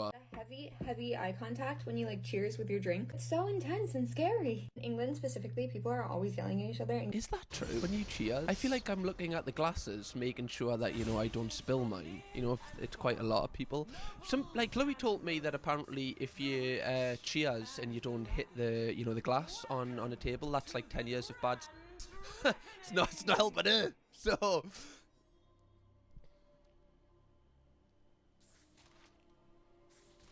England specifically, people are always yelling at each other and getting into fights. In America, one of those people is gonna have a gun. You don't want to do that. There, no fear. It's crazy. I don't, like, where does this person live? Maybe she like resides in a village in the middle of nowhere. I know, like, on a night out, you will see like 1 or 2 fights, but is everyone fighting? I want to know where she lives. And is it possibly Sunderland? I had to get that in. Yeah, that is true, to be fair, though. Like, people don't really have a worry. Like, I know knife crime's very big over here, but you don't really have to worry about someone having a gun. Like, a lot of the time when people are trying to have a fight as well, they're not even really trying to have a fight. They're just trying to appear that they want to fight, but they don't actually want to go through with it. A lot of the time, they're just hoping that someone holds them back, and they go, oh, hell, if he wasn't there right now, you wouldn't be there. Oh, God, oh, yeah, oh, God. Then shit, that the windows, every window can open like this. Oh my God. I need to see her reaction again. Oh my God. She like put her hands up there like, to be fair, I'll give her a little bit of leeway with that one. It is pretty scary when you open them like that for the first time, like especially if you live in a flat and you know you have windows like this in some flats. I'm kind of with Americans on this one. Like, I don't really like that they open this way. I guess you get a little bit of like air, but it's just, I don't know, like the overall kind of, you know, circulation of air is not that great with it just coming out a little bit. I'm not really here for it, I'm afraid. Like, if it's not a windy day, no air's really coming in. Not really here for it. I thought I was gonna fall down. Did you like crack it open? Yeah. Oh. It scared the shit out of me. All the windows do that? Yeah. Also those do too. Okay. Like almost, and then turn it all the way down. Yeah. That's closed? Okay, closed. That's like, no, sideways is like full open. Okay. And up is cracked. This is like explaining, you know, how an alien that's just come to work, like how things work on this planet. Who invented this place? Oh wait, maybe a little bit more. Oh really? Oh. Okay. Let's put that back. They're not going to need like any TV or any board games or anything for like any tonight's entertainment. Literally, she's going to just be opening and closing this door. She's having an absolute whale of a time. This is her night sorted. This is her entire week sorted with staying with her friend. What are you doing tonight? You coming out, love? Nah, I've got more door time. Honestly, I'm having a great time over here. Things in French grocery stores that are weird to Americans.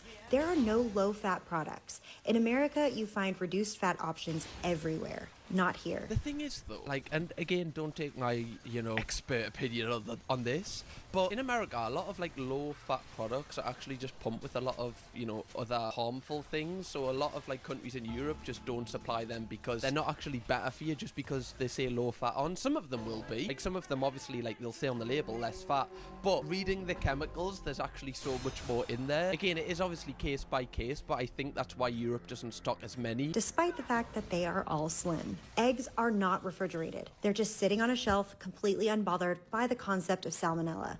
In America, Wait, do Americans keep all of the eggs in the fridges in supermarkets? Do they? Shut up. Oh my god, they do. Wait, why am I acting like that's disgusting?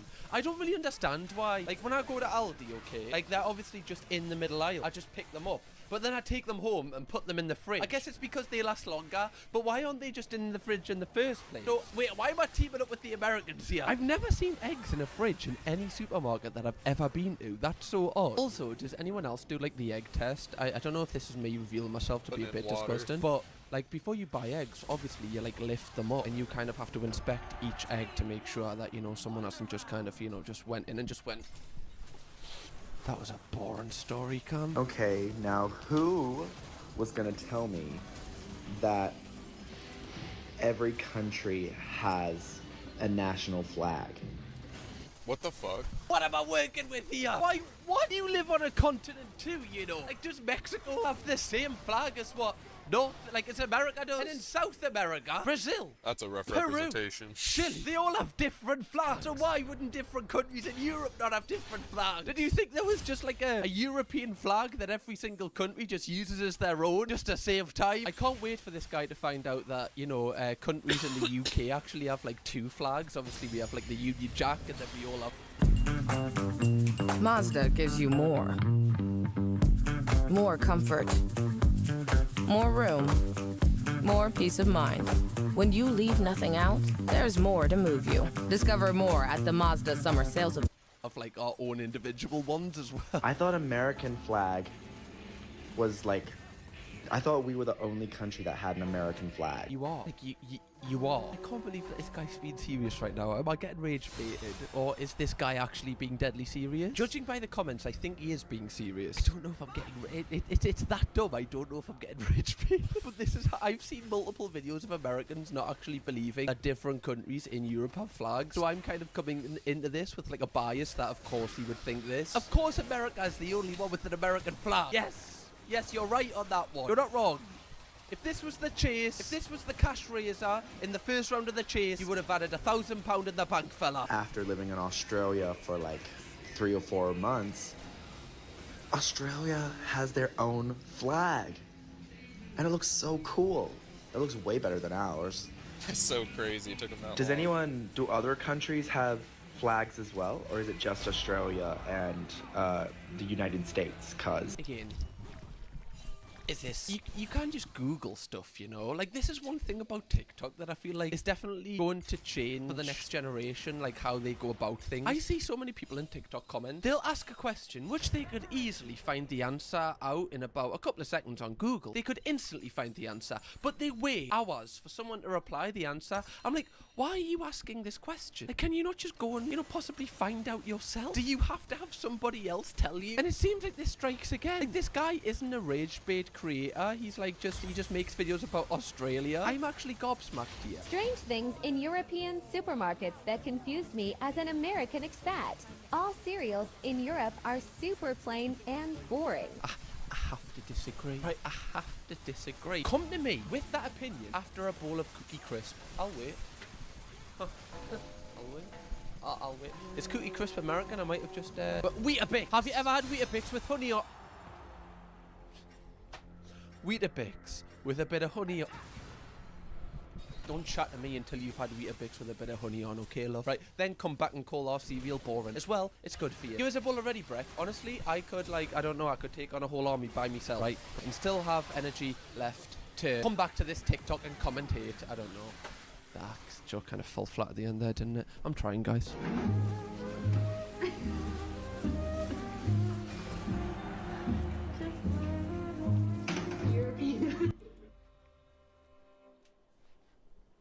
Okay, even I'm a bit disgusted by that. This video is meant to be me enlightening Americans about, like, oh, possibly, you know, this is what this is for, just to, you know, give you a broader perspective on the world. I'm as confused as you at some videos in this. Wait, so everyone just uses that after they've put their fingers up their arse? Well, hopefully not. That's no way to clean it. You know what I mean, though.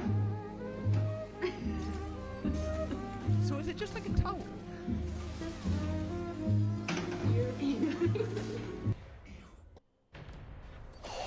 I just walk out with my hands. I'm not doing that. Don't want to pick any excess stuff up. I'd rather than, you know, whatever the hell's on that mat. The craziest thing about going to Europe as an American for me was seeing the way that white people's skin ages in its natural habitat.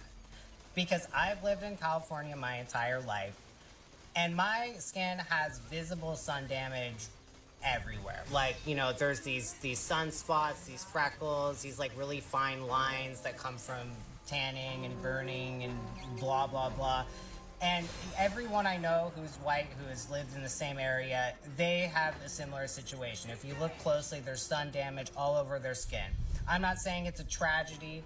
I'm just saying, like, that's a fact of life. Come on, move it on, fella. Keep going here. Get your point. I saw white people who were, like, full-grown, like, 50-year-old adults with basically no sun damage. Like, if you looked at them, obviously they were, like, you could tell that they were 50. They had normal wrinkles from, like, being alive for that long and smiling and laughing and whatever. But, like, they didn't have, like, sun damage wrinkles or spots or freckles or anything. They didn't have... One thing I will say is it is definitely, you know, the UV rays in California is a lot higher than what it will be in Poland. Like, I've just checked, and it's 16 degrees Celsius in Poland right now, and this is, you know, the meant to be the best part of summer. I'm not saying that Poland doesn't have, obviously, really sunny days. It's probably a lot like the UK's climate, but we just don't have as much sun here. That's probably why you don't see people with such, you know, like, effects of the sun. You want to go to Benidorm and look at British people in Benidorm, then you will see the effects of the sun on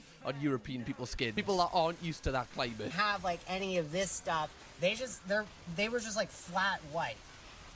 Like just completely white. Like alabaster. And it was crazy because I've never even like seriously thought that was possible. I didn't know. Let me have a look at the Poland football team. I mean, yeah. Right, yeah. Okay. They are some white men. Some lovely skinned men, right, in a very heterosexual way. But very white men. Okay, like, this might be the whitest football team I've ever seen. They're even playing white, right? They're like, you know what? We know we don't have sun damage off the sun. Very white football team. This man is very correct in that sentence. It's so funny that like an American would come to a country like that and notice something like that, because I would just never notice like the effects of sun damage on people's skin. Like that's something I just wouldn't kind of even process when I go to another country. Can someone please tell me why all cashiers in Europe are allowed to sit while working? Why are they not standing like normal American cashiers? I really don't get it, and I find European cashiers extremely lazy. I mean, does it really affect your experience? Your items end up in the same place, whether the person's, you know, sitting down, standing up, upside down, doing cartwheels. If the person's not even there, you know, self-checkout. It all ends up in the same place, so why does it matter if the person is standing up or sitting down? It really doesn't affect your experience. If you go to a supermarket and complain that the people are sitting down, I feel like that's more of a reflection on, you know, the type of person you are rather than them. You know what? There actually will be people that'll walk into supermarkets and go, oh, no, I don't agree with that. No, back in my day, we used to stand up. Every single item I was standing up for, didn't sit down. This generation have gone so. Always want to sit down, don't they? Oh, they're just so lazy, mate. Honestly, wouldn't get that nowadays. No, you wouldn't. Tell me you're an American living in Europe without telling me you're an American living in Europe. I'll go first. What's this? Mom, we have to FaceTime right now. And then look, it boils the water. Love, surely you've seen a kettle before. Sure, like they have kettles in America. Don't you just have to boil it on the stove? Like, surely it's not that impressive. I mean, you know what? If this is your first experience with the kettle, you turn it on and then the water goes boiling and starts smoking. Maybe, you know, you're going to bask in that glory. Maybe you're going to be like, no, that's absolutely mint that. Like, why is no one talking about how mint these little, I don't even know what it, like, this steel thing is. And not enough people are talking about it. I get it, okay? But I just don't think it's that impressive. I just can't believe that some Americans, like, reach the age of this woman and have never used a kettle. But I imagine, like, if they have a different way to do it, then, you know, they probably just don't need it. To be fair, really fancy gaffs in the UK now have started, I say now, like, I think it's been a thing for a few years, have, like, boiling water tap. And honestly, like, I went round to someone's house who had one. I was like, this is the best, like, thing ever. Making a cup of tea, not in 2 minutes, in 2 seconds. Oh, like that is a first world problem that I want fixed in my life. Okay, champagne problems, yes I know, but I want a boiler. That's my goal in life, okay guys? That's all I want in life, is a happy life and a boiling water tap. So if you've got one right now, just know you're living my dream. How does it feel to live my dream life? Yeah, I really do want one of those. I'm not kidding, actually. That is a dream of mine. I'm going to put it on my vision board too, so. What language do you speak in Europe? European, wait, no. A bunch of different languages. Yay! Sorry, love. Got to take your first answer. Get off. Get off the... Boo. Get off the stage. European. Oh, yeah, that is my favourite language. Little bit of... Oui, monsieur. Will you come to me gaff? Just kind of mixing them all into one. Ciao, Bella. You fucking... Oh, it's the best language, European. What's the capital of Germany? Hamburg.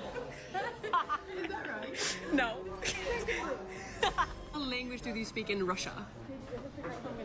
Come on. I know this. No shot. Come on. Russian. Yes!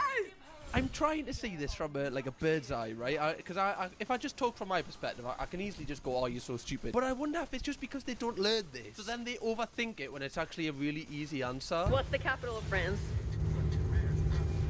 Why would we need to know that? What is the capital of France? Is it Rome? No. In Rome? Like Rome. Like Rome. Oh yeah, honestly, I can't wait to go to Rome and just like see the Eiffel Tower. Honestly, that's like the first excursion I'm doing. It's also the person in the front seat going, why would we need to know that? As if it's like the answer to, you know, the Chamber of Secrets or the Da Vinci Code or how to solve the movie Inception. Surely, like, France is one of the easiest. No, like that's like one of the most iconic cities ever. What's the capital of Sweden? You know it? I do know this. Well, he's not gonna get Sweden. Sweden. He said that with all seriousness. IKEA is the capital of Sweden. Oh no, yeah, no, yeah, that's right, actually. I shouldn't troll. Oh, no, now you say it, yeah, that's right. IKEA is the capital of Sweden. Oh no, mate, that is so true, actually. That's actually such a great point. What's the capital of Germany? Aldi. What's the Actors, we can make you believe we know what That's we're a good doing, guess, though. when in fact, we do not. capital of Norway? Sweden. This is actually like bad. Like I'm actually gobsmacked here. The country in Scandinavia. Isn't Scandinavia a country? No, it's not. Okay, Iraq. I actually have a joke. Why do the Norwegians put barcodes on the side of all their warships? I don't know why. No way she's serious. Sorry, you can't like, you know, get an easy question about Sweden wrong and then go, actually, I've got a really good joke about Sweden. No, we don't want to hear it. You can't mock the country you know nothing about. That's not how it works. I'm an American who moved to Belgium, and it is amazing, truly, how comfortable Europeans are with on my country, my culture, and the people of my country. Superiority complex is crazy sometimes. I want to talk about it, especially because it would not be accepted towards any other country, but the US it's fine, it's okay. The United States, people in the United States like take the piss out of other countries all the time. The UK gets the taken out of it by everybody, even the people in the UK. Nobody hates the UK more than the people who live in the UK. The UK gets so much hate online from the people within. I think it's a little bit like main character country syndrome, maybe, is that, you know, you can't take criticism from people for your country, like especially the videos we've seen. I don't think like places like Belgium think they're better than America. I don't think that's what it is. I just think they probably have criticisms of America, which I imagine a lot of Americans do. And they don't know geography, and their schooling is the education is people are really dumb, they're not hardworking, they're pretty lazy.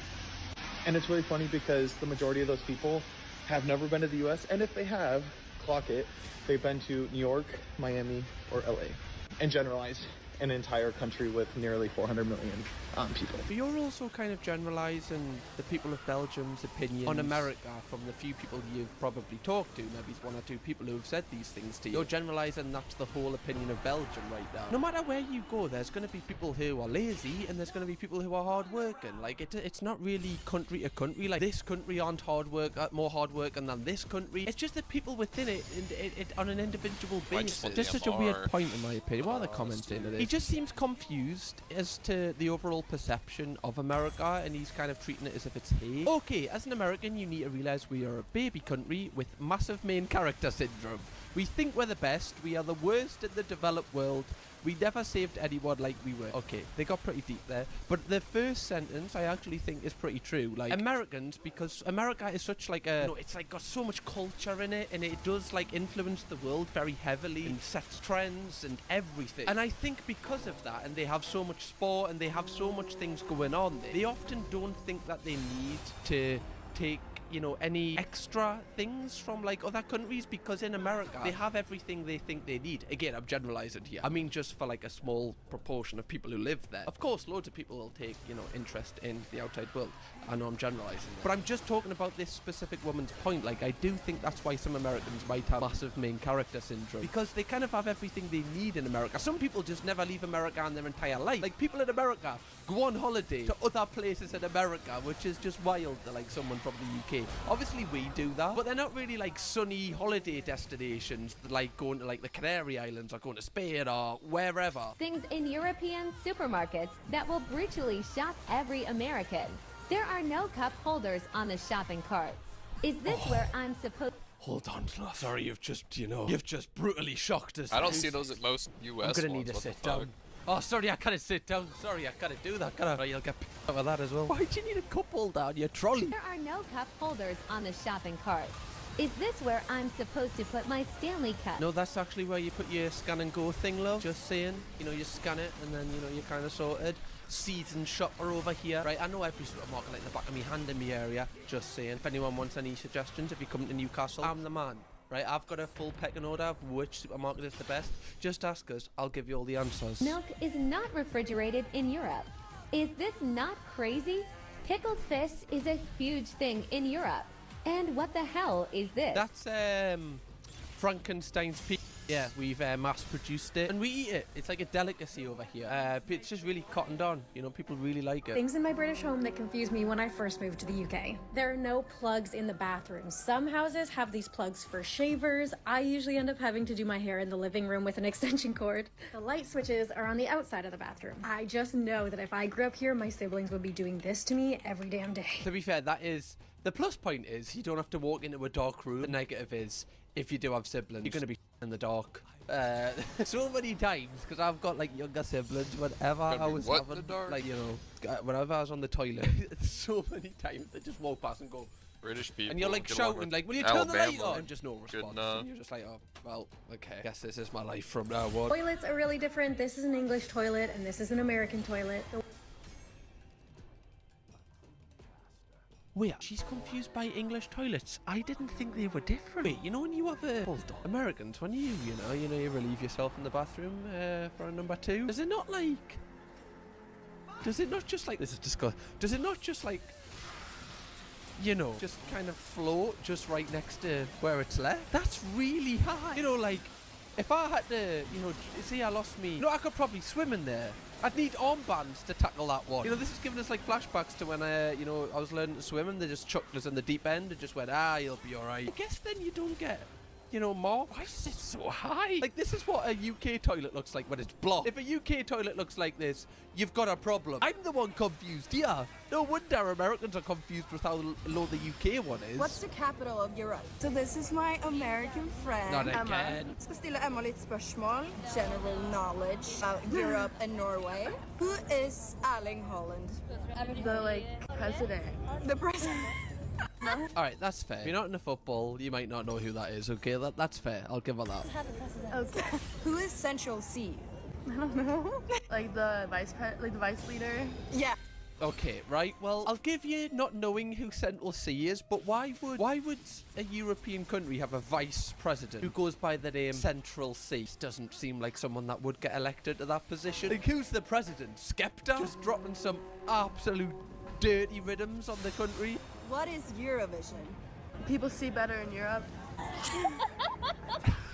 See See, this actually is like scary because it kind of makes us think that everything in my life doesn't matter when it doesn't really matter, you know? Like, I guess it really doesn't matter, but everything you think is a big thing in your life is really like just nothing to someone else. Like, not that Eurovision's a big thing in my life, but everyone knows what Eurovision is like in Europe, right? It's like quite a big thing over here. The fact she just thought it was something to do with like an opticians or something makes sense though. Eurovision, I can see the vision. Okay, here's my thing. So traveling in Europe as an American, you're like, oh wow, it's undeniably better here in many ways. And then I have to pay for water at a restaurant, and I'm like, freedom isn't free. And I look down at my hand, and I have a flag, an American flag in my hand. I go, how'd this get here? I don't know. You don't have to. You can't ask for tap water. It's just not on the menu. Like, if you really want free water, but you have to pay for still water in a lot of places. Like, places I've been to, if you want tap water, you can get that. Also, I think, like, buying, you know, a bottle of still water in a restaurant would still be cheaper than, you know, the amount of tax you have to pay in